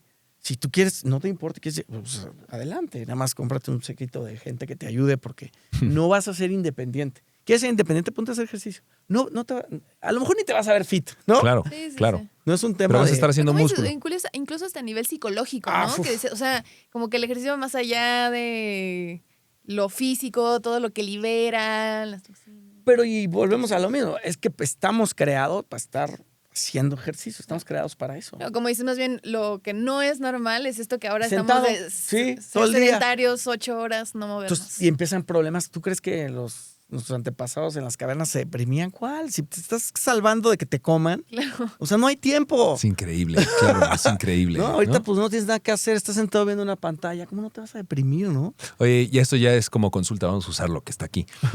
Ayuno intermitente. Se volvió muy famoso, muy Excelente famoso. pregunta, me encanta. Muy famoso, muchas críticas. De hecho, pues el doctor y yo nos conocemos desde hace muchos años y yo llevo practicándolo 8 años, Y yo creo que también. ¿no? Entonces, ¿qué tan bueno, qué tan malo en términos generales? ¿Qué opinas del ayuno intermitente? El ayuno intermitente es una cosa que a mí me gusta mucho, ¿no? Pero a nivel científico, Ok. el ayuno intermitente se ha demostrado que ayuda mucho en muchos de los mecanismos, y esto tiene que ver con muerte celular programada, que se llama apoptosis.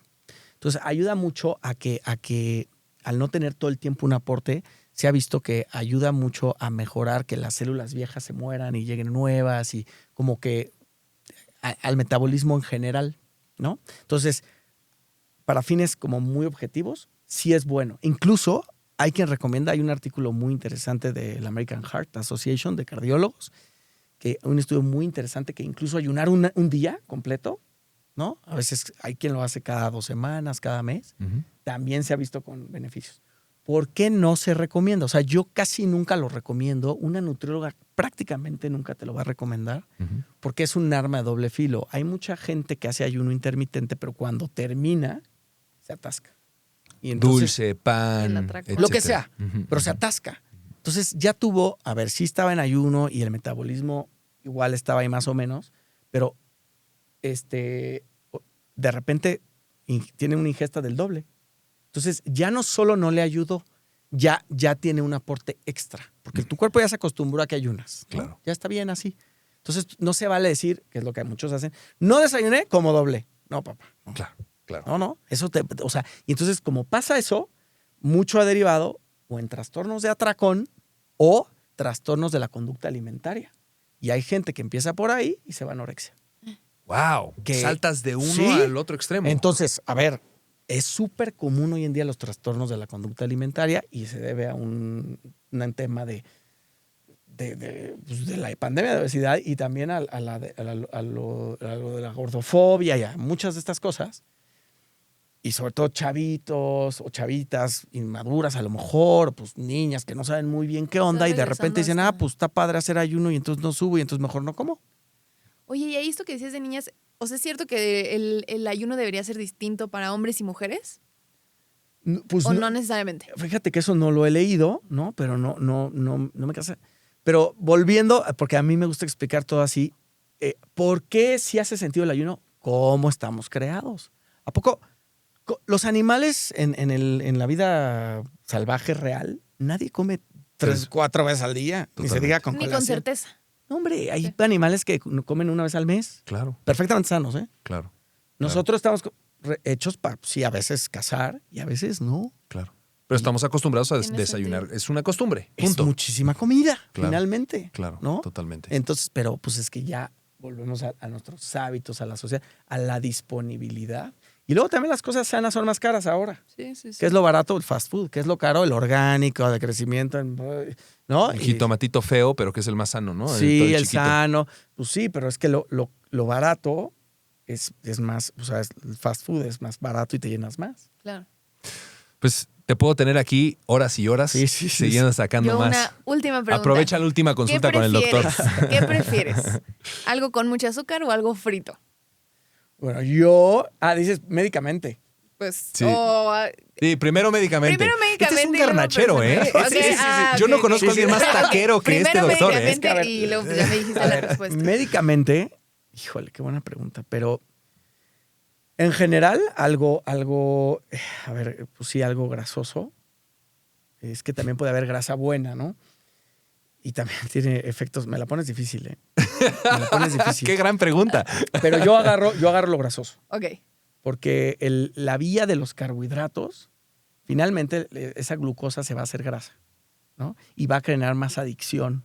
La glucosa, el azúcar genera mucha adicción. Entonces va a ser muy difícil de controlar. La grasa no es que sea sana, pero el mecanismo por el que actúa te da muchas calorías. O sea, finalmente hay que tener una alimentación balanceada. Te da muchas calorías y el problema es que también se te puede acumular en las arterias. Pero en general el problema más grave va por el azúcar que por la grasa, ¿no? En general, Venga. como población. Ok. Y yo Ajá. puedo no comer un postre en 10 años. O sea, ¿Ah, pero sí? en 10. Pero papitas con chile, unos tacos. O sea, yo soy garnachero, ¿no? Cada quien tenemos nuestros demonios, ¿no? Erika, mi esposa, podría no comer garnachas en un mes, pero no puede perdonar el postre. El postre, sí, claro. Todo el mundo tiene sus debilidades, ¿no? Sí, sí, sí. ¿Y tú? Yo soy más postrera también, la verdad. ¿Y tú? Yo soy postrero. Sí, yo soy De postrero. lo dulce. Sí, lo dulce. Me encanta. Me ¿Ves? encanta lo O dulce. sea, es que es muy adictivo, ¿eh? Oye, Carlos, uno, gracias por venir. Dos, ¿estás activo en redes sociales? Para que digas a la gente dónde estás activo, para que te sigan. ¿Cuáles son? Sí, es en Instagram sobre todo, Dr. Carlos Valenzuela. También en TikTok, mismo nombre.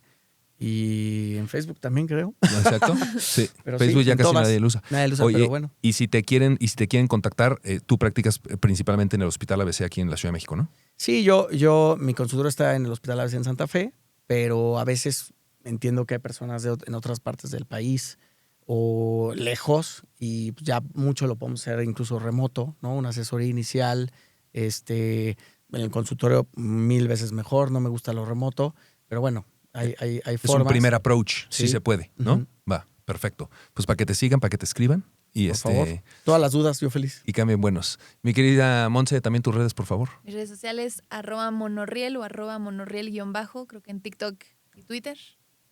Muy En bien. Instagram es donde también soy más activa. Perfecto. Y este podcast, pues para que se suban, que estará muy activo en YouTube en @OscarLunaFarel, ¿no? Como el canal de YouTube. Y bueno, pues Instagram y TikTok también @LunaFarel, que prometeré ser más activo, ya que esté. Ya que estás Pero bueno, oye, pero muchas gracias por el tiempo, Gracias por por la la invitación. paciencia. Regreso Los dos. Gracias, Monse. a ti. Venga.